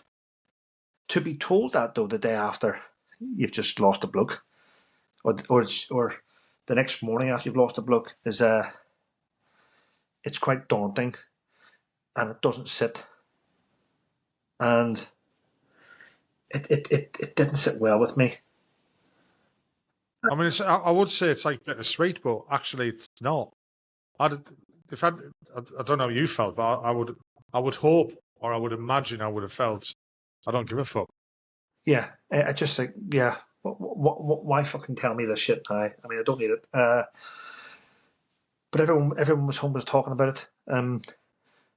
It was all over the Belfast news. It was everywhere. They were letting me know because it just broke in the news in Northern Ireland and England and stuff. It was on the news and stuff, and journalists wanted to speak to me because it was very rare. It was very. I was the first soldier in the Royal Irish Regiment ever to be awarded the Military Cross. Because prior to that, it used to be an officer's award. So it come with a lot of shit. I mean, I didn't ask for it, didn't want it. Has it added any value? Not in the army, no. It added no value whatsoever. It put me on a fucking pedestal. I become a target for everything. I mean, even in my own unit, I mean, there was some guys liked the fact I'd had it, other guys hated me. There was sergeant majors and senior, because I was only a lance check when I got it, so there's sergeant majors and seniors that thought I was an arsehole right up till I got the medal, and then wanted to be my best friend. And then there was guys that were my good friends stopped talking to me. It was just fucked up, that medal. And I was like, okay. And then coming home and leave, it was like, RSM wants to speak to you. So, you home and leave? Yeah. Well, just to let you know, the regimental colonel wants you to pop into Ballymena to have tea and toast. I'm like, fucking no. I'm going home to spend. Oh, and you've got to go to Stormont Building. Sir Reg Empey wants to have lunch with you. I'm like, what the fuck, Sir Reg Empey? What's this shit? Am I getting clothing allowance, am I? No. But I have to wear suits now to go all these fucking places now. Yep. And then it was it was just a pain. It was just a pain. People say, "Oh, I wish I'd have a medal." No, you wouldn't. I mean, I know because I now know. I know dozens of people with gallantry awards, and every one of them has been shit on, accused of everything.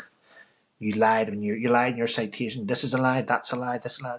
You're a scumbag. Yeah, you didn't do this. Oh, he's a fraud. He raised money for charity. Now, the amount of attacks. I mean, a gallantry medal brings fuck all to people but attacks and jealousy. It doesn't bring anything good. I mean, I've watched some of your podcasts and seen some of your lives where you've talked about it, how it's affected you. Oh, that's shit. And the way people have treated you, which, I mean, we can talk about that in a minute if you want. But I don't think it's in the remit of this podcast to know what to talk about what you went through recently with the court case and stuff like that. Yeah. And you're a public figure now, whether you want that or not. And because of the military cross. But like you said, there's fucking idiots out there that I don't know why they get so fixated on, say, someone like you, that they feel as though because it's not them who's got it, or they've never had your experiences, that they want to take you down. Oh yeah, to make them feel better. I had a senior NCO. I think he became an RSM of Royal Irish. But when he was a sergeant, he come up to me outside the Royal Irish Sergeant's Mess. He went, "Alright, Speedy?" I said, "Yeah, good." I got wrote up for the MC, I said, "Did you?" "Yeah, never got it though. What I did was probably a lot braver than what you did." I said, "It probably was, mate. It probably was, and you probably deserved it." And I just walked off thinking, what a fucking wanker. I mean, that's the type of things I had. I mean, I've done more. I said, I don't care what you've done. I said, well done. Well, do you want come into my room and I'll give you mine. I don't give a fuck. But I had that type of mentality around me, which is pathetic. But so did that really fuck your career up then? Did that make you dislike the army, or? Well, I wanted to, as a sergeant, for instance, when I came back from, it would have been the second Herrick 8. So Herrick 8 was another I loved it. I loved it. It was brilliant. It was horrific, but it was brilliant. I went back this time. I wasn't a session commander. I was back as a platoon sergeant, and I just loved it, knowing what to do. I mean, what I wanted them, how I wanted my guys to move across the ground, what I wanted to carry, how many team medics I wanted. I wanted at least in each section. I mean, you may think this is crazy. I wanted at least between 4 and 6 team medics in each section. I wanted every man to be able to do everything, and I worked really well. I mean, I nearly had, I think I had about 16 team medics in my platoon. I made sure that I had everything. For instance, on my second tour, you have a CMT1 with you, which is usually Royal Army Medical Corps.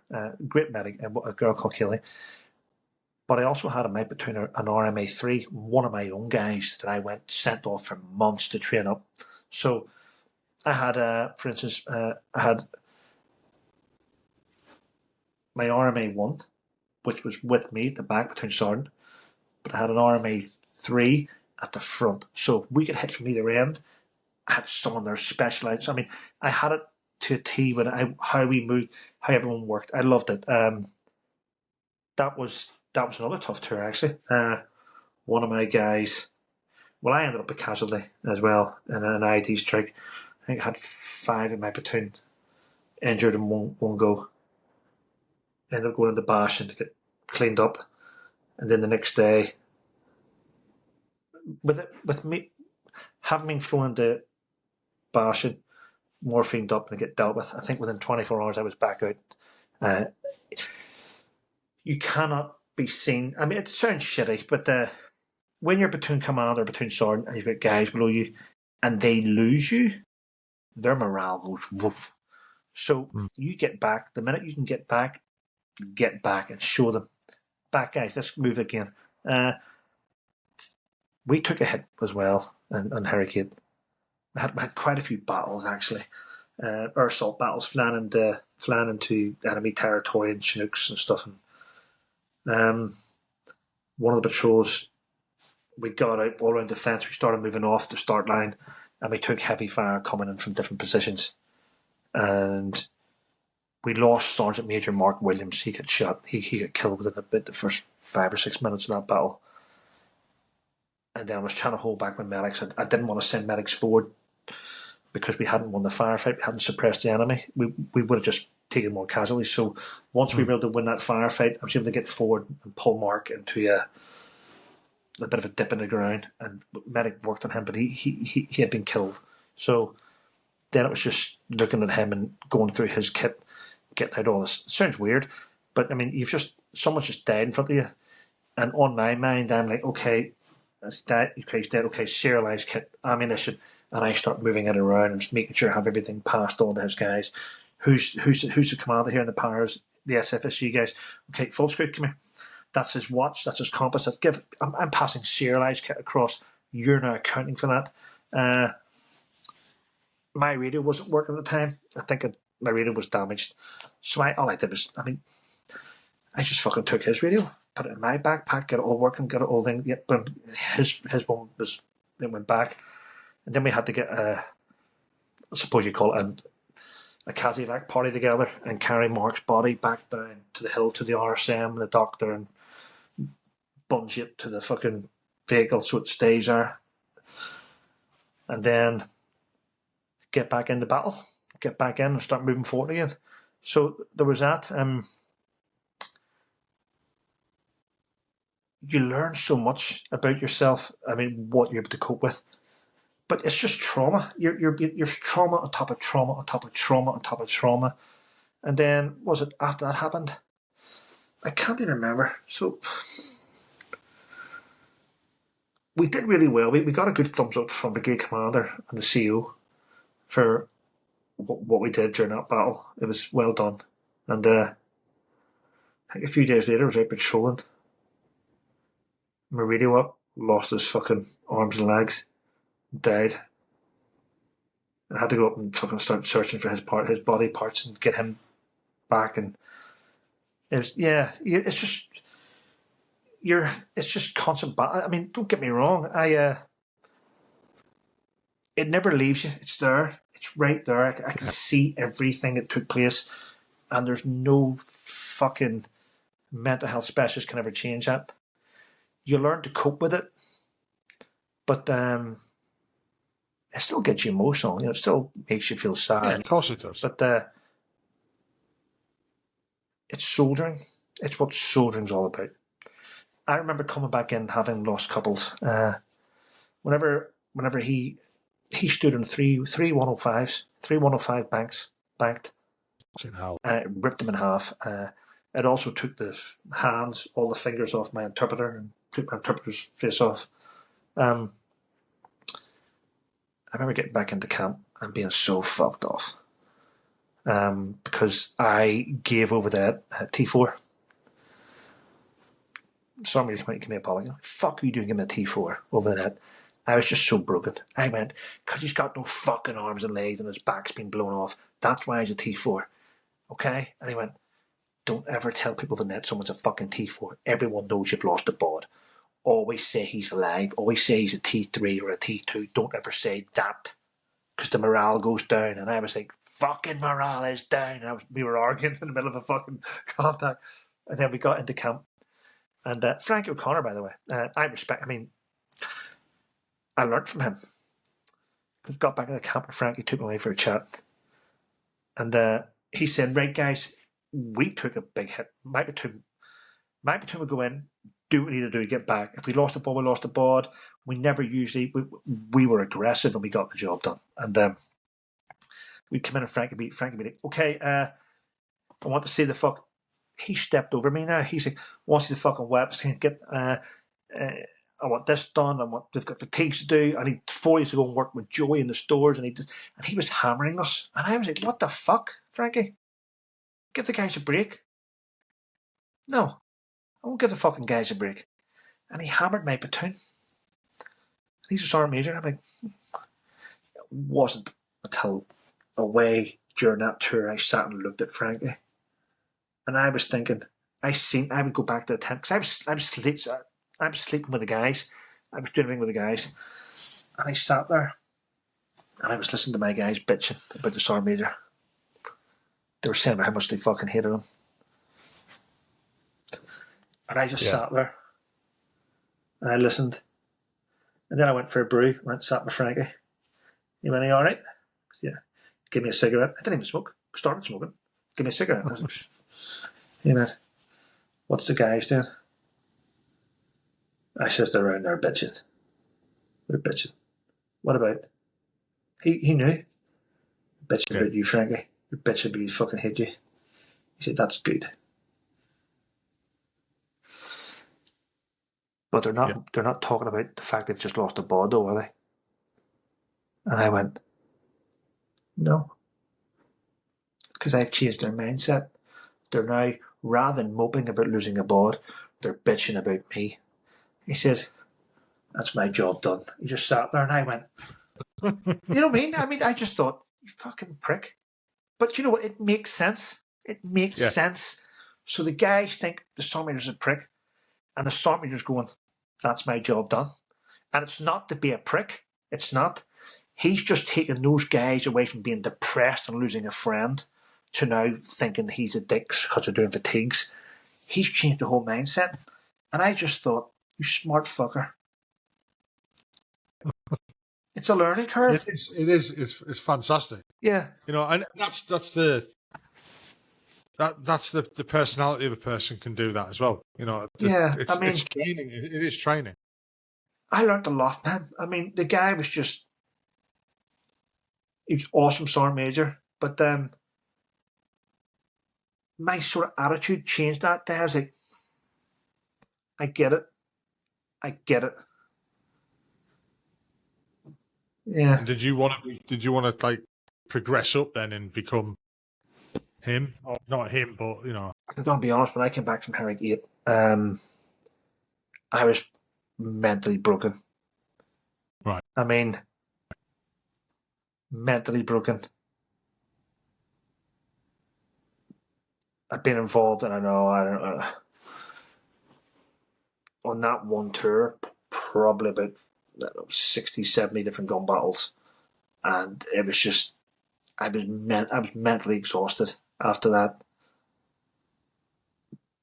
Being casevaced, having been blown into the river, and I having my eardrum perforated. I damaged my right knee on an explosion, and I picked up body parts and carrying dead soldiers, and it was just I came back broken. A part of me stayed there. I was lost. I had no appetite for it anymore. I'd burn a man had just done the Gulf War, just done Telic 7, done the Baghdad thing, I'd done the Herrick 4, where I lost my 2 AC, and it was just Trevor's got an MC, he needs to go and do this, he needs to go and do that, he's going to do that. I remember coming back and I had my partner that I was trying to settle down with, and I went and seen my sergeant major about it, and he went, okay, I see it, so you want a break? I says, yeah, I just want to go out for I want a break for a while, can I go to the recruiting team or something? Okay, well, yeah, okay. Tell me why. I want to settle down, I want to have a family. Okay, it seems, okay, it's good. Went to the RSM, and he was like, see, you won't buy it. I'm like, what do you mean you won't buy it? CEO's got plans for you. You've got an MC. He's got your career marked. The brigade's got your career marked out. I went, I don't want to do it. I want to go and do this. No. Went to see the CEO, commanding officer. Went out to see the commanding officer. Had the RCMO in there, the fucking Battalion 2AC. I had the fucking adjutant, had the RSM as a sergeant major. I said, why is everyone in the office here? I'm here to speak to the commanding officer. What do you want? Sir, I would like to go to the recruit team or something, or go somewhere. I want to have a break. Why? I want to settle down. No. You're going to the UPTAG as a colour sergeant instructor, and you're going next month. I'm like, I've only been a sergeant. I mean, this is Harrogate just finished. I got promoted to sergeant during Harrogate, having done platoon sergeant battle course. I've only been a platoon sergeant for fucking 4 months. I know, but your MC and your trajectory, you're going down to take over Colour Sergeant Tony, something, I can't remember his surname now. You're taking over him? UPTAG? I went, can I have time to think of this? I want to go and speak to my partner. Went and spoke to her, she went, okay, as long as it's not Afghanistan. If it's not Afghanistan, then why not take it then? We can just, we can get married within the quarter. I went, okay. Went back in, seen the RSM, goes, yeah, as long as it's not Afghanistan. Oh, it is? It's Afghanistan. You're going to be part of an UPTAG training team 8. You're going to be flying to Afghanistan, and you're going to be learning the teaching techniques to teach the guys at UPTAG. You're flying out there. You're going to be part of the battle group. I went, I'm not going to go. Why not? I don't want to go. I've already done 2 tours of Afghanistan. Fucking it's only started. I went 2006. 2006, I'm in fucking Afghanistan. 2007, I'm up Telic 7. 2008, I'm back in Afghanistan. I've had enough. I want a break. No. I said, well, fuck it then, I'm going. What do you mean you're going? I'm leaving. No, you're not. Went back to my room, phoned up the missus, she says, I'm just going to go, come with it. How can you leave? Give me a second. Now, I was in Colchester as a detainee many years ago. So I picked up the phone and I phoned up Paul McGrath, who was the training warrant officer down there. I says, Paul, it's Trevor Couldt, Speedy. Oh, right, Speedy MC. I says, here we go. Yeah. I says, listen, can I transfer there? Are you serious? Yep. We would accept you tomorrow. There's a new props course starting next Monday. We can have you on it. I'll go and speak to the RSM and we'll get you fast tracked on. I says, you sure? Fucking yeah, of course I'm sure. An MC coming here? I went, all right. I says, can you do all the stuff for me then? He goes, yeah. Have you told anyone back there? I've told him I didn't want to be here, I wanted to leave. He says, well, it's okay. And he went and checked all the paperwork. He went, well, because you're not marked down for deployment or anything, you can transfer at any time you want. It's on section this and section that. I went, thank you. I went back up and seen the sergeant major. I said, sir, I'm out of here on Friday. That's me done. He went, what? And I explained to him, and he went, fucking no. I says, I am. I asked him for a break. He said no. So I'm gone. He went, don't do this. I said, I don't give a fuck. I said, I've done everything I want to do in the army. I've led people in battle in the Gulf War. I've led people in battle between sergeants. I've achieved everything I wanted to achieve. The only thing left to do here is go through the ranks, be a colour sergeant, count blankets, and go up. I says, I'm done. I says, I wanted a break. He won't let me have one, so I'm finished. And I went and seen what to do. Went to see my OC straight away. Sergeant took me to the OC. So, right, okay. Didn't go near the RSM. Didn't go near the CO. Went to Sergeant's Mess. This was on a Friday. Went to Sergeant's Mess. Packed up my room. In a van I got from the MT. And I drove out on Friday evening. And I've never returned to Royal Irish since. Didn't go to leave and do. Didn't go to leave and do. Nothing. Just disappeared. Haven't been back. So that was you. You went to MPSC. Yeah. Drove up. Just left the camp. Didn't say. So how long did you do there then? I did there from 94 to 2008. So what? 14 years. Wow. Just left. Didn't say goodbye to anyone. Didn't say goodbye to any of my mates. Just left. I think I was just broken. I was just internally broken. I just didn't want to be there. I could feel myself falling apart. I could totally understand that. And the other aspect of it is you probably thought that you're not their monkey. You're not going to do tricks for them. Yeah, I mean, don't get me wrong. It sounds awful because I had some really great friendships there, and in the end, I just stopped. In the end, I just stopped talking to people. I just stopped talking to people. I think Afghan just fucking destroyed me. It ruined my soul, my heart, everything. It took everything from me. It took everything. So when did you finally leave the army then? 2015. And how was that for you transitioning back into Civvy Street? I mean, hang on a minute. I don't want to go back a minute. So you were at Collie as a screw. Yeah, well, when I went there, I got fucking sent to work in a training wing, teaching fucking Herrick specific drills, break contact drills, how to fucking everything. I was there just in a training wing, teaching, writing training programs, taking the guys out, weapon handling, map reading, first aid. I just taught in a training wing. I had everyone coming in. I dealt with Danny Nightingale when he came in from the Marines, Marine A. I mean, I looked after them all. I dealt with had quite a few Hereford guys come in, being demoted through the ranks and sent there.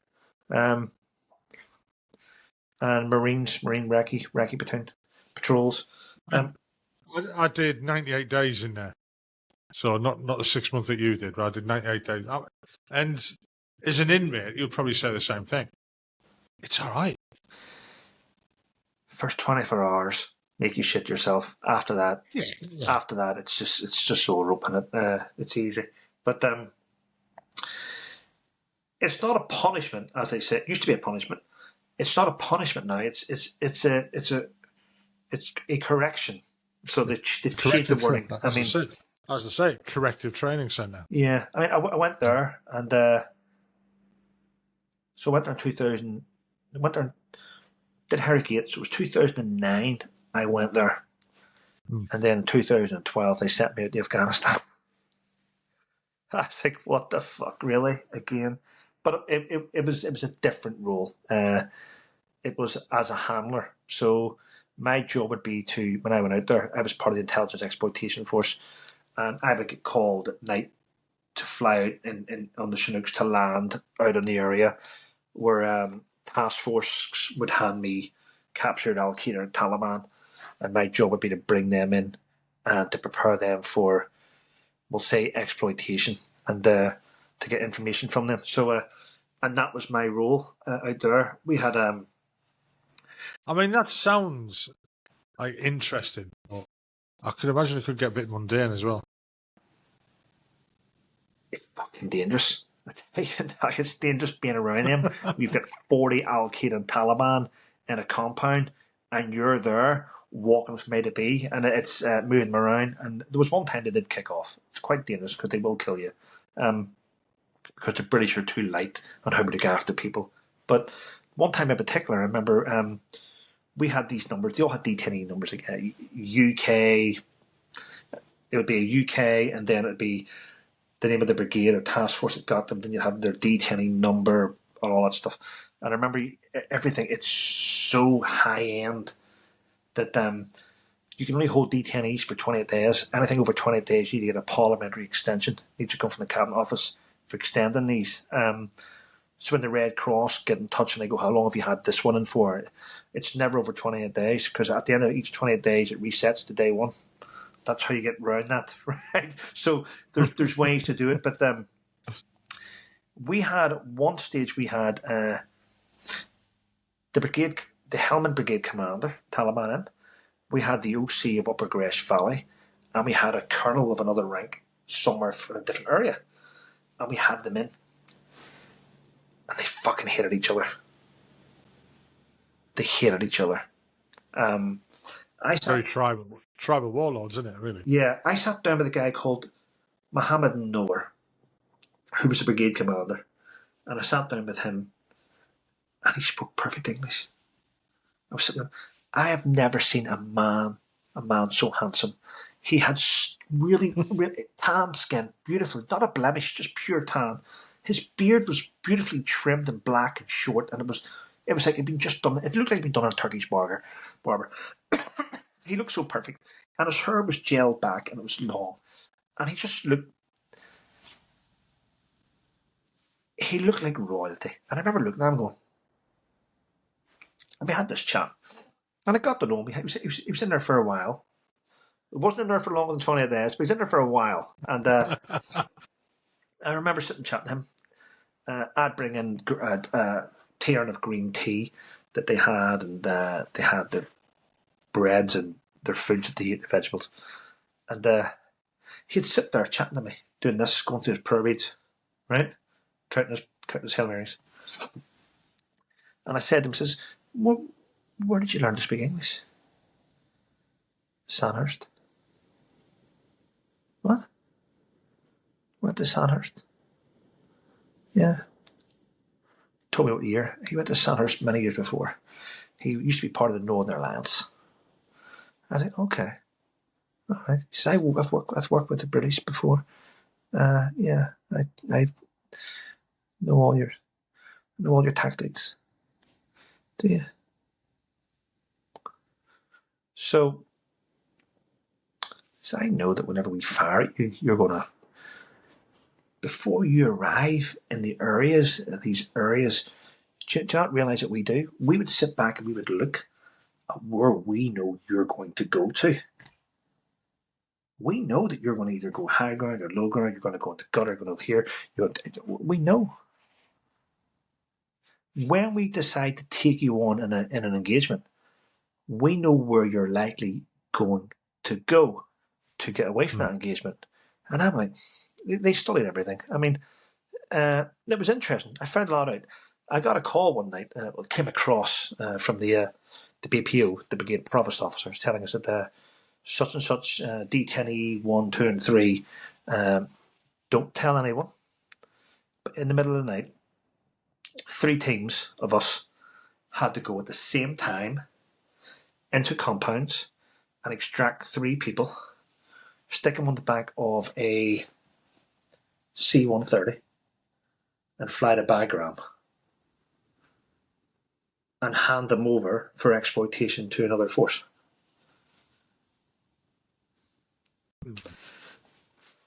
Friends. Hand them over to friends.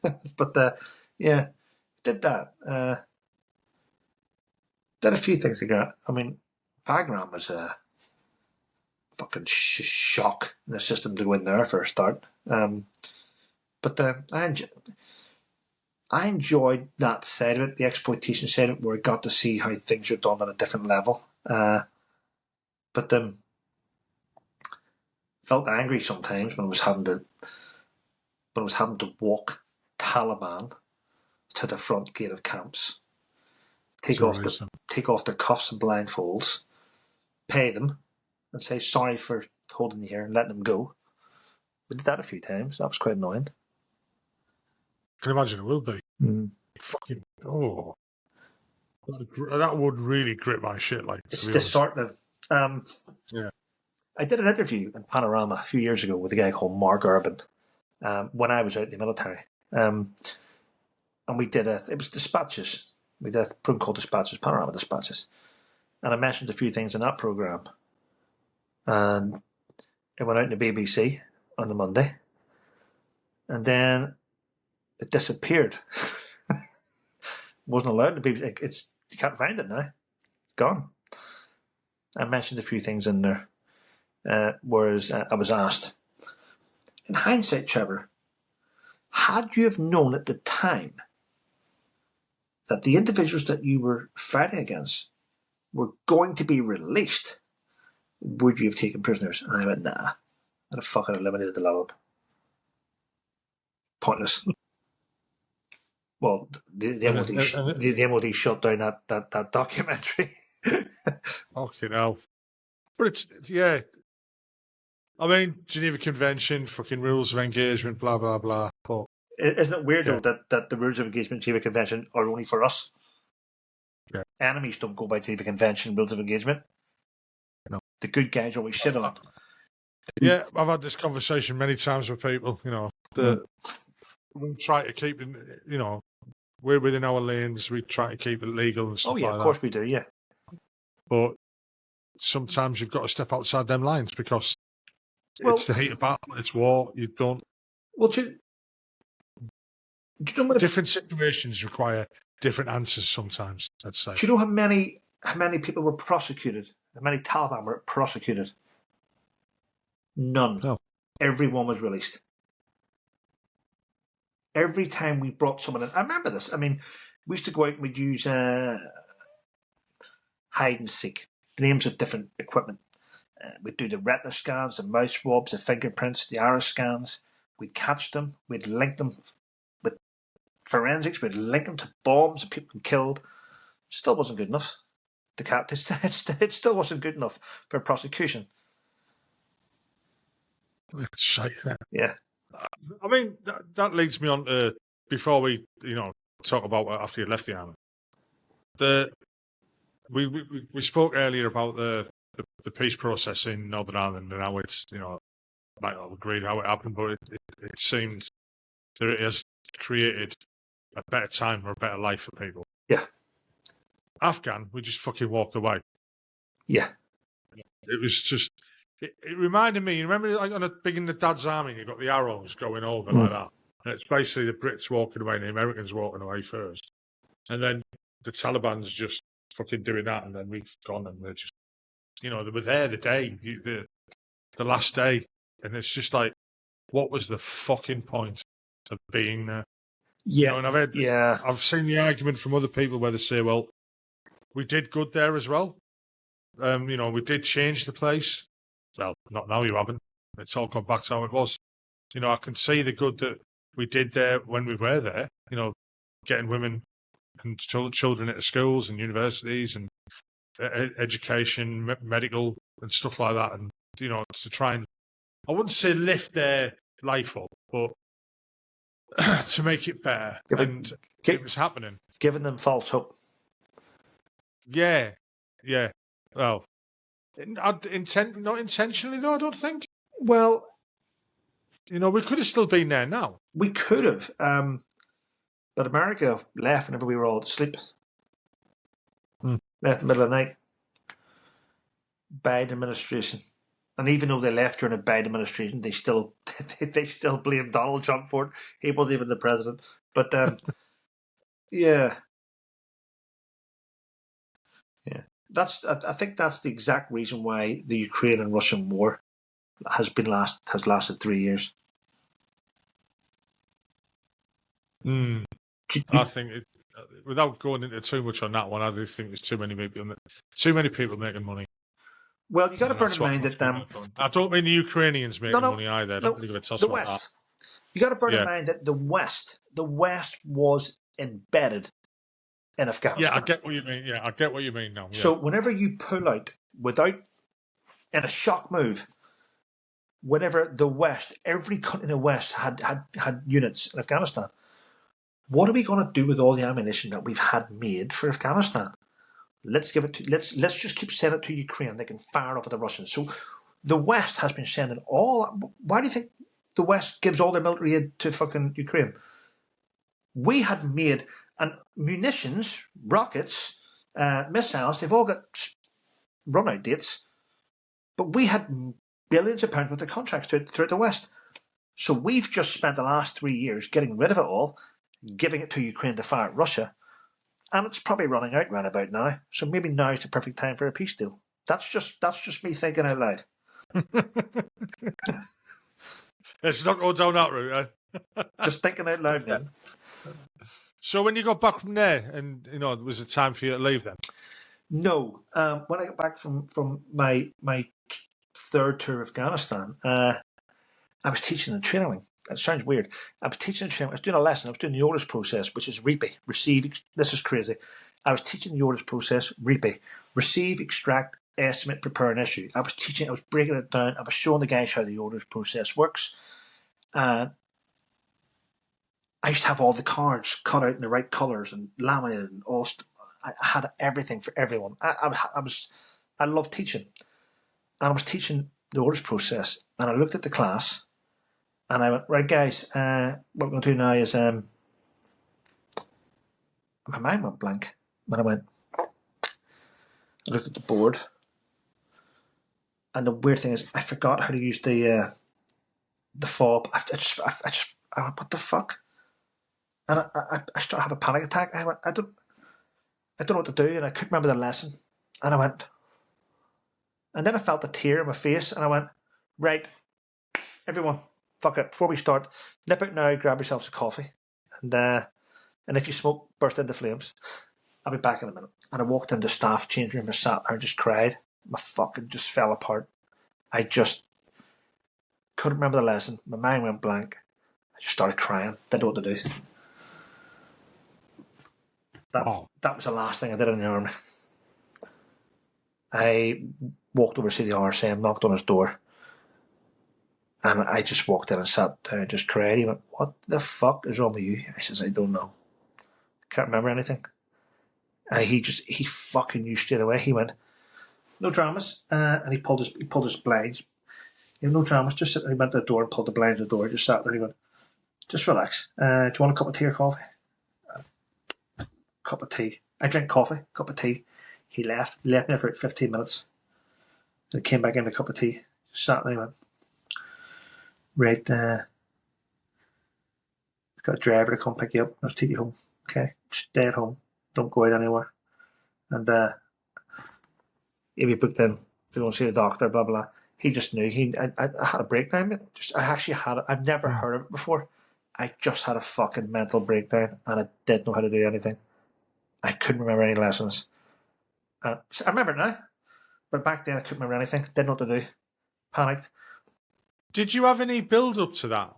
Like feelings, psychological emotion? My build up. Or did you just think you were fine? I thought it was. No, I didn't. I knew it wasn't fine.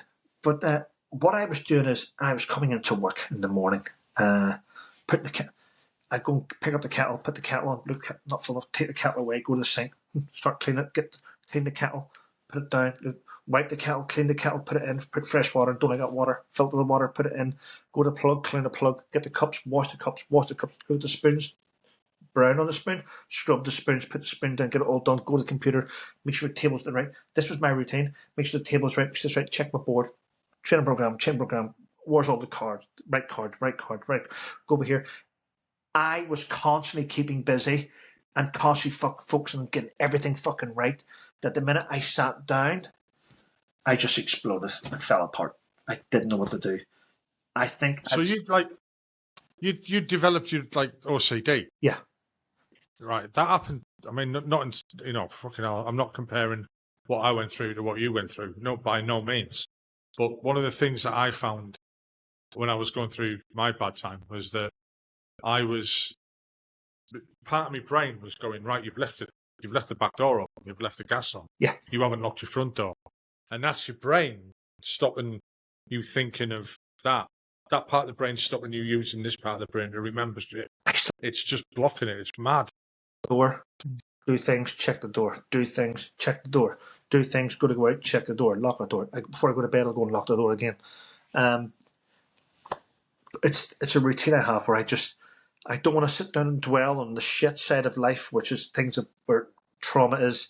So I keep this side fucking super busy. And the minute I've done everything and I sit down, I've checked the door, I put water up.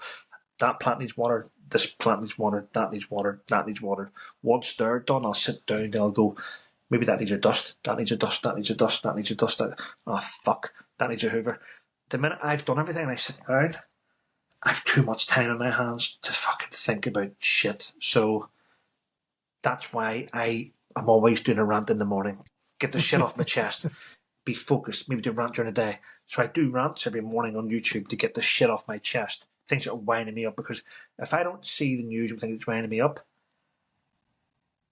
then I'm going to do something stupid today. So I just keep focused, and I need to have a goal. I need to have to keep moving forward, or else life falls apart. So how did the military treat you then? Through this process.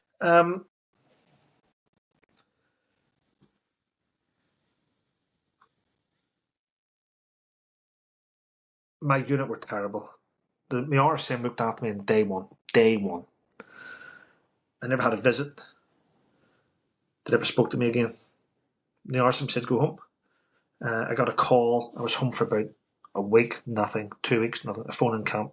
The RSM went, oh, no, you're not part of here anymore. You're part of DCMH now. I said, okay, no troubles. I went and seen a good psychiatrist. I can't remember. She was brilliant. I went and seen her a few times, 6 times in a row, 6 weeks.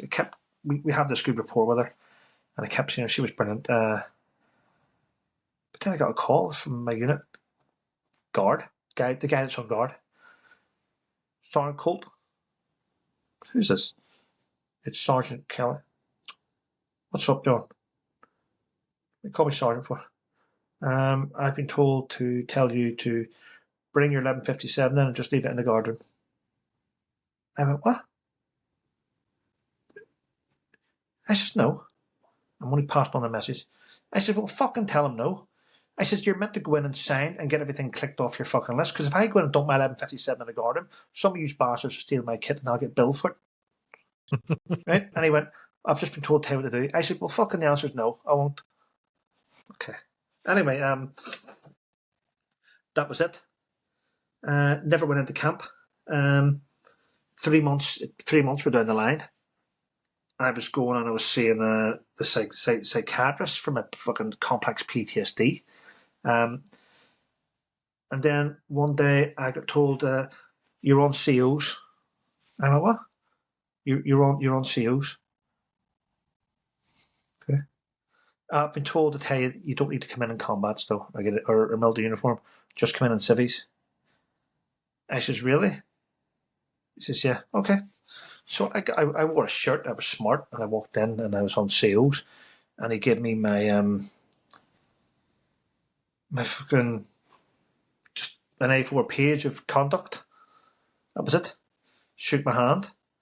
I was out the army. I got don't know how I got this. That was me out the army. He gave me exemplary in conduct, which was a fucking lie, because I'd done 6 months Colchester, so that was a lie. So it was an outstanding report, but it wasn't me. It was like a generic report to make me look like brilliant, but it was just bullshit. Signed by someone called Logan, ex-Rifles commandant, and that was me at the army.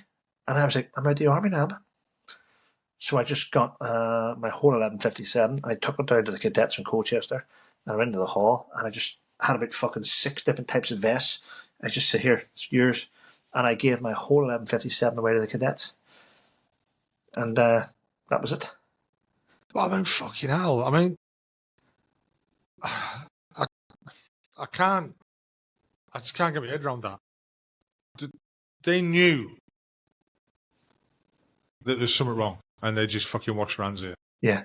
And that happened far too many times. I've been better. I mean, I'm going to be honest with you. I don't blame you. I've been better for years because of it. I've been out the army now. I've been out the army in February 2015. But it's bitter. I mean, the weird thing is this. Everyone knew I was fucking broken. And no one knew how to cope with it. Sometimes just calling around and chatting a brew is sometimes enough to get you through the day. And they didn't. You know, I mean, I've only learned it recently that, you know, the best thing in the world to do is what we're doing now, is talking. It really is. Talking and walking is the best two things you can do. Mm. When I was in the army and I seen someone who was poorly, let's say, you know, to not put too fine a point on it, I was guilty of doing what everybody else does, and that is fucking going, whoa, and trying to stay away. One, because it's deemed weak. You know, no matter as much as we don't want to say that, it was deemed weak. It was. Is the whole, you know, you don't fucking tell people how you feel in the army, and, you know, you try and deal with it on your own. Or sometimes you don't even know you've got an issue. And there's the old, the male mindset as well. There's not wanting to admit that you have an issue and not wanting to talk to people. But I'll admit, I was as guilty as everybody else. When you've seen someone like that in the military, you tend to shy away from them. Oh, yeah. But I've seen that as well from the fucking top as well. You know, within a regiment, the top of the, you know, just fucking get rid of him. Just get him out of the regiment. Get rid of him. Then he's not our problem anymore. And to do that to you, especially with what you've been through and stuff, it's just it's shit. It's a hard pill to swallow. But what I have noticed is everyone that sort of turned their back on me whenever I was going through a tough time mentally, when my marriage fell apart and I was homeless and I was living in a van, no one reached out to me. A woman from Safa did help me out. She was fantastic. I'm still friends with her today, actually. But I was getting shit on. I mean, I was raising thousands of pounds for different charities, and no one was asking me if it was okay. I didn't want them to, but sometimes it's nice to someone, all right, mate, you all right? But so I went in the gutter mentally, had to go through therapy, and so I tried everything, actually, and I got myself in a good place. I started writing books, started publishing books, started having a regular slot on GB News, started doing loads of programs, loads of news things, getting involved in things. Became good friends with many well-known people and working with the media, building my YouTube channel to 100,000, 150,000, keep moving. And then see the bastards that ignored you, then they start coming. Hi Trev, how are you? Any chance for a free book? Any chance? No. Fuck off. I don't need you now, do I? I needed you back then when you turned your back on me. And now that I'm in that direction, you want to... No, I'm sorry. I can't do it. I just can't do it. I spot them. I spot them coming now. Yeah. I can spot them. Had one a while ago. I mean, what decided you to start writing then? What brought that on? To try and get rid of the trauma in my head. To try and get it out. Because once it's written, to write it, to go through diaries and to write it down. You write down your page. You write down. You keep going. You keep going through the day. It's the whole battle picture still in your head. And if you open up your diary and it says 5th of June, this happened, and you go and you're writing it down, what happened that day. The whole scenario comes alive again in your head. You're like, yeah, next day, yeah. And see, once you've written that chapter and you put the chapter there, you never have to visit it again. It's there. You've just dealt with that. Next chapter. Did that work for you? Yeah. Because I writing therapies I've looked into or spoke about with people. Yeah. And it seems a very, very good thing. Oh yeah. You know, a lot of people have benefited from writing their feelings. It's not maybe writing a book, but writing it down, getting it out of there. Yeah. And onto a paper. Getting it dealt with. It's uplifting to get it out of your head and to get it down and to put it away. I'm gonna be honest with you. I mean, first into singing, I cannot remember. I cannot remember the name of any of the chapters. I don't know. I know what happened in Afghanistan. I don't know how I portrayed it in the book because I went through my diary. You've never read it? No, I've never read it. The minute I wrote the chapters, it was dealt with. The minute the book was written and it was published, my diaries, people say keep them, rip them up, bin. I don't have diaries anymore. What's in the book's in the book. I don't know the name of any of the chapters in it. I don't know. I fucking don't know any of the chapters. I've never read it. The only thing I have read is once it was done, before it became a book, I had it on a PDF, yeah? Yeah. I sent the PDF to XR Sam Hereford, Bob Shepherd, Phil Campion. I sent it to Bear Grylls, Dave Hayhoe. I sent that book on PDF to all those people and said to them, please let me know what you think and be brutally honest. And they all wrote me a review. I put the review on the book and the back cover has all their reviews on it. So that's how I did it. And then I sent them all a hard copy to say thanks. I didn't think of doing what today's fucking idiots do. I'm going to send mine to the Times because I'm going to get a journalist to look at it. Why? Well, you're a fucking soldier. Send it to a fucking soldier that you respect to look at it. Why are you sending it to a shitty journalist to give their perspective on it? I see these wankers that go, I'm a top... Fuck off. Well, why are you getting journalists to check your book for? You sad fucker. They're not the ones who are going to buy it. Send it to people that are better than you as soldiering and see what they say. And if they think it's wank, don't fucking publish it. I mean, so that's just how I think. I mean, I've seen all these here, and my shelf is filled with military books from very, very good authors, military men. They would send me a copy of their book. I'd read it, sometimes do a review, and they're all good. I mean, all the books are about combat and stuff, and there's so he's better than me, he's better than him. They all add value. You know what I mean? They're all good. When it comes to writing, I think I'm probably the worst author on my shelf. If I'm honest, I think they're all better writers than me. I'm a shit writer. My English isn't great, but and I spell like a fucking leper. But these guys are all better authors than me, and I learn from them. And then I do another book, and I learn from that. I mean, I find that writing's a bit of a... Don't know why I keep looking over there. I find that writing's a bit of a... It's a therapy for me. Gets rid of all the... How many books have you written then? I'm about to do my fourth. Right. Yeah. Are you not going to be writing fiction novels? You're not going to go that route, are you? My fucking whole life's been a fiction, if I'm honest. So I'm just I'm surviving. I mean, I don't think I'm clever enough to make up a story. I really don't. My life's been so much of a fucking joke and a fiction already that yeah, I haven't got. Just do your whole life story. Just name it to somebody else. Go, there you go, like a fiction. Nothing. Well, I know. Yeah, I suppose I could. I mean, I suppose I could. I don't think I'm clever enough to do that. I think I've got one last book in me, which I've been putting together the last so many months. But and once that's done, I've run out of things to say. I mean, fuck's sake. I mean, and plus you've got your YouTube. You can, whatever else pops in your head, you've got that. Exactly. I mean, I could talk leading on to that. Yeah. How did you? I mean, I've found you on YouTube. Yeah. I've spotted you on there, and I was like, fucking hell, this bloke's mental. He's fucking great. Oh, thanks. What you thought it was mental? Yeah, you fucking are. What got you into that? Why go into YouTube? Why did you start there?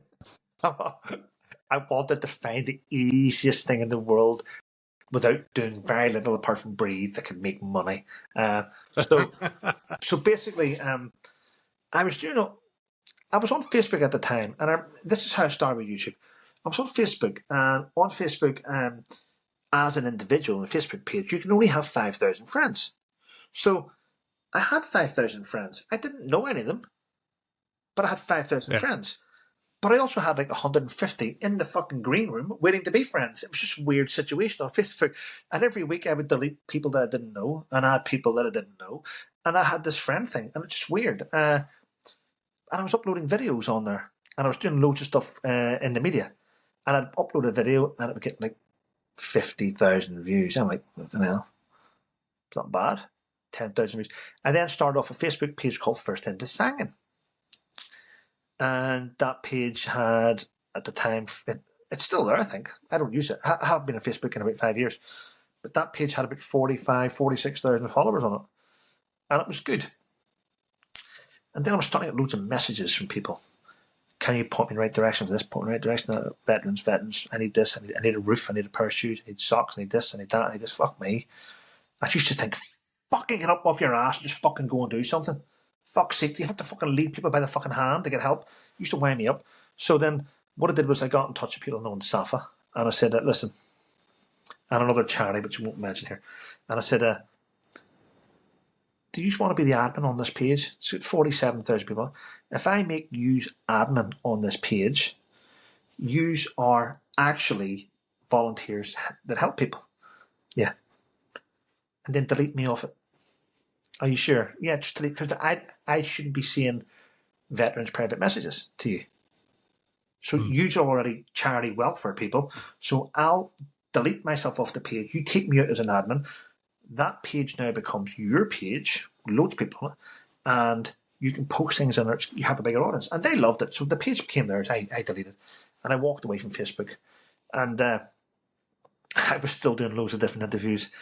And was it CNN? It might have been CNN. I got asked to do an interview. So Joe Biden pulled out of Afghanistan. It's about 3 years ago. This is how long my YouTube's been going. So I only really got the YouTube going when America pulled out of Afghanistan. Now I've had YouTube since 2011. Didn't even know I had YouTube, but didn't start using it until Joe Biden pulled out of Afghanistan. And what happened was I got on and I was on the news. There was some Washington reporter. So you had the studio asking questions. You had a US Marine major, me in the middle, my white shirt and blue jacket, looked quite nice, and this Washington reporter in the end. And the woman was saying about, I was speaking to the Washington reporter, and she was arguing about it, and then the Marine was arguing, and I was just sitting in the middle. I was in the middle. I was like, I just started smiling. I was like, okay, we're now going to go to Trevor Couldt, the decorated army officer, they call me. And I'm like, all right, sounds great. I was never an officer. Trevor, decorated army officer. So Trevor, tell us, from your perspective as a British soldier, how does it make you feel about the way America have pulled out of Afghanistan? And I went, I'm sorry. I'm just laughing because, you know what's so funny sitting here? Listening to two Americans arguing about an American fuck up, it's just so great to sit back and watch this actually unfold. And they were like, really? So what did you feel? I said, you know what? To turn your back on your allies is probably one of the most disgusting things that you can do. But you know what? In fact, you know what? I'm going to be honest with you. I think Joe Biden's a fucking retard. And I said that live on the news. And the woman was like, we're really, really sorry. This is live, and we're really sorry what you said there. And the major was like, just slagged off our president. And I said, I don't care. I said, this is on you. This is on you. The deaths of those Marines are on you. And that was it. And I got the clip, because I used to ask for the clips of what I put the clip on my YouTube channel. Within 2 days, I had 500,000 hits. Fucking hell. I was like, what? 500,000, 512,000 hits. So I put that one video on, 500,000 hits. I gained the 4,000, 5,000, 6,000, 7,000 subscribers. I hit like fucking 22,000 watch hours, and I got monetized in one video. And that video made me about 400 quid. And I went, wow, maybe YouTube's the way to go. And that was my YouTube journey started. And what do you feel about it? I mean, you obviously enjoy doing it, and like you spoke about before we started, it's a bit of your routine now as well. It is routine. I mean, I will point out that that video got me monetized, but it also brought in a lot of hate. And I was going to lead on to that. the minute people see you thrashing it out and you're gaining 5,000, 10,000, you've 20,000 followers, you've 50,000 followers, you've 100,000 subscribers, you've 150,000 subscribers, then all the scumbags come out as well. Look at him, look at him, look at him, look at him, look, scumbag, look at him. Oh, he didn't earn that medal. Oh, he's a thief. Oh, he's done this, he's done. And the attacks come in. They come in. That's why I preempted this. I deleted Twitter. I deleted Facebook. I stayed away from the platforms. And I do my Instagram, which is pretty mellow. That's quite relaxed. And the attacks come in on YouTube. So what you have to do then is you have to then prepare yourself for attacks or people reporting you or mass reporting you. As long as you put a disclaimer in. Every video I put up has a disclaimer in it where I'm telling people this is my opinions based on my knowledge and experience. Go and do your own research, and that's in every video. You can report my videos if you want. Nothing will ever happen to them. I've covered my ass. I've spent 2 years demonetized. I've covered all my ass at every angle. I'm 360 aware. My videos are all out there, and everything is allegedly. It's my opinion and without prejudice, allegedly. That you covered in all your videos. Just don't ever accuse someone of being something. Just say, it's my opinion, it's alleged, and people can report you all day. As long as you cover your asses, it's all right. But I also know pro words and things that I can use and can't use because I spent 2 years learning on YouTube trying to get things fixed. I've now got a good YouTube guy in my corner that works hard and he knows all the little angles. And don't get me wrong, everything's done above board. Everything is on the line. So you've got to learn and you surround yourself. The more people in your circle, the more chance things are going to go tits up. So I would have such and such in, I'd see how they worked. Don't trust them, push them back out, bring such in. Like that. I like Ryan. Yeah, Ryan's good. Ryan, I've got your back, you've got mine. And you sort of, I went from, I support probably about 30 YouTube channels. I promote about 30 YouTube channels. I do not need them to promote me. I'm in a position now, I'm going to say it, I'm in a position of power where I do not need help because when I was on the way up, I didn't get help, so I learned to survive on my own. I learned what to use, what to use. I used all the news channels, everything. I think I've done 17 interviews on GB News. I've got 17 clips, which keep bringing in new subscribers. I've got subscribers, I think, from about 45 different countries on my YouTube channel. US, Australia, Canada, Germany. I've even got one or two in Moldova. I mean, I've got all these different, and it's fantastic. And I've built a community now where I may have a community where I get on with everyone, but I've only got about 6 people in my circle, which is perfect. And we bounce off each other. And the bigger your circle, the bigger your problems. The smaller your circle, the smaller your problems. I mean, you mentioned there about your community. I mean, you know, I'm a subscriber, you know, fanboy and all that shit. And I've watched your lives, and I've watched the people in the comment section, and I'll say it as it is. There's some genuine love there for you. You know, I was quite taken aback with that. You know, like we've talked about before, there were people coming in and gifting memberships and stuff like that. You know, you've obviously hit a nerve with people. You know, some people might see it as decisive or or you know, you're being antagonistic and stuff like that. But no, I don't. There's nothing malicious in anything you say. I don't think. No, I've never seen anything malicious in anything you said. Yeah, I don't need that stuff. I just say what it is. But I do get the odd fucking retard in the comments. Don't get me wrong. But you get one that comes in, but it's very rare. It's very rare. I mean, I am very outspoken, but you know, but I'm also compassionate when I need to be. I mean, I understand that not everyone's doing well. I understand that some people need help, and I understand that you've got to. There's a time and a place to say certain things. You know, you don't want to. I usually I see what people send me. I get dozens of emails every day, and I see what's annoying people. And if it's a big thing, it keeps coming in, it keeps annoying people, then I'll highlight it so that they can see that I do actually care what they're talking about. Yeah. So there's a lot of shit coming in all the time about, Trevor, have you watched this channel? Go and watch this channel. They say that Meghan Markle has got this. Now, even though I don't like Meghan Markle, some of the shit people say about her is wrong. And I know it's wrong. And I'm like, I'm not going to highlight that shit. I mean, listen, I despise Prince Harry, but I'm not going to go and put out false information just to make people feel good about him. I mean, sorry, just to make people feel good about themselves. At the end of the day, if people are saying things about certain individuals, even if I'm not a fan of them, I'm not going to highlight it because it's bullshit. I mean, I always say I talk on this channel, no bullshittery. So don't go back on your own words. Don't try and trend with bullshit. I mean, you have to be honest. Don't pander to people. Yeah. I mean, yeah. If I'm on there chatting about things and holding people accountable, I mean, someone needs to hold me accountable, and that needs to be me. I mean, I'm not going to pander. I'm not going to take a knee.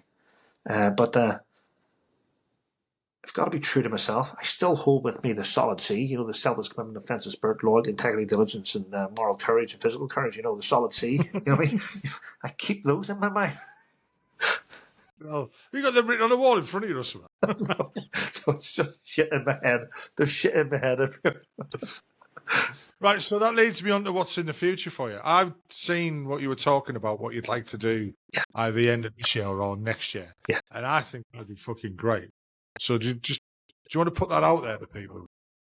Right. I am currently well, I'm going to be working with Matthew Marsden, who's a great actor. He started off in Coronation Street, and he's did Black Hawk Down, and he's done Transformers and Rambo. He's great, and I'm going to be doing things for him. But what I want to do, I've been putting together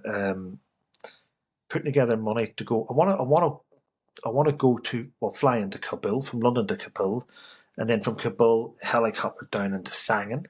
And I want to be able to talk through all the battles that we took part in Sangin. I want to do a documentary on Sangin. No one's ever been there since then. And I want to talk about things. I want to walk the ground, walk the patrols where we had the battles. I want to be able to go through that and do a proper documentary in Sangin to go along with First Into Sangin. I think that will lead on to other things. So it's what I want planned. And it's not something way in the future. It's something that I want to start to put together this year, probably the back end of summer, and then finish it through Christmas and next year. So, yeah. And as I do there, I'm going to be sitting there. I'm going to take my book with me that I haven't fucking read yet. Did it translate it into Pashto yet? No, but it'd be good, wouldn't it? No, they'd hit me. They'd hit me out there. But I also know that I mean, that's another question then. So, within this, would you want to speak to Taliban? Oh, yeah. Get their side of it and stuff like that. Yeah, I'd love to have an interpreter with me and go with one of the people that were down in Sangin and just do it. Obviously, I'd need security, I need interpreter, I need a cameraman, and I'd need a sound engineer, and just there'd be a team of us doing it. That'd be awesome. I think that'd be really, really insightful. It's achievable. Yeah. It'll be a little bit scary as well. I don't think it would be. I really don't. I mean... Or is that just my soft-ass Western approach to Afghanistan? I don't know. Don't get me wrong. I think inside a broken head, it's not dangerous. That sounded weird. No, but I know exactly what you mean. Yeah. So yeah, I know exactly what you mean. I've seen lots of guys on YouTube. You know, they fucking globe-trotting teenagers who flit from country to country and all that, and like Bald Up Bankrupt. I don't know if you've ever seen his channel. That one, yeah. He's a travel guy. He goes around all over the place. He used to do a lot of Soviet until he got banned from Russia. But he went, the same ones where he went out to Afghan, and I wouldn't say that people seem lovely, but they just seem They just seem normal. You know, guys who've got entwined with the Taliban, and again, it's their take on the video. They're only going to put out what their content that they want to show. Yeah. But you get the feeling that maybe it's not as bad as people make on. I don't think I'd like to fucking try it myself. Yeah. But it's not. So you're going over there to do this, but you're not going over there to put demons to bed. It'll do everything, I think. But that's not the thing. Like for me, one of the places that I want to go back, and I really don't want to go back, is Bosnia. I want to go back to Bosnia and have a look at the place now. And fucking hell, from the videos I've seen of the place, nothing much has changed anyway. But I'm also a bit wary of that. Never meet your heroes, never meet your demons type of thing. I don't know. Yeah. I don't know. Yeah. I think it'd be difficult to put demons to bed forever, if I'm honest, but the writing helped deal with a lot of that. It's just something I've always wanted to do, to go and walk through those corridors again. Yeah. Just to reminisce, just get it all, just put this chapter to bed once and for all, and then move on. Move on to something new. Well, Trevor, it's been bloody hell. 2 hours 45 minutes. Really? Oh wow! Didn't realise it was that long. We enjoyed it. Again, thanks for coming on and sharing your story. And I'll be putting links in the show notes to your YouTube channel and your book. So if anyone's who's got this far and listened to it, please go off and subscribe to Trev's channel, and also get over to Amazon and buy his books. Well, thank you. I will be purchasing First at the Sangin, and I will read it, and I might read it to you. So that's another thing. Audio book. Get an audio book out. I'd love to do an audio book. I really want to do one. It's just financially, it costs a lot of money to get one out. I cheated. I had Andy Williams on, Paralad. Yeah. And I says, yeah, I've read your book. I hadn't. Week before, I'd listened to it in audio. So I was like, yeah, your book was lovely. It was great. I didn't fucking read it. I listened to it. He's a decent guy. He's a good guy. Yeah, I really enjoyed chatting with him. Anyway, I'll let you get off because it's fucking late. It's midnight, and we've been on forever. And I don't want to take up any more of your time. But again, thank you for coming on. It's been amazing meeting you. You know, long time fan and all that shit. I'll have to give your channel a bit of a boost. Right, thanks for that. I'll just stop the recording now.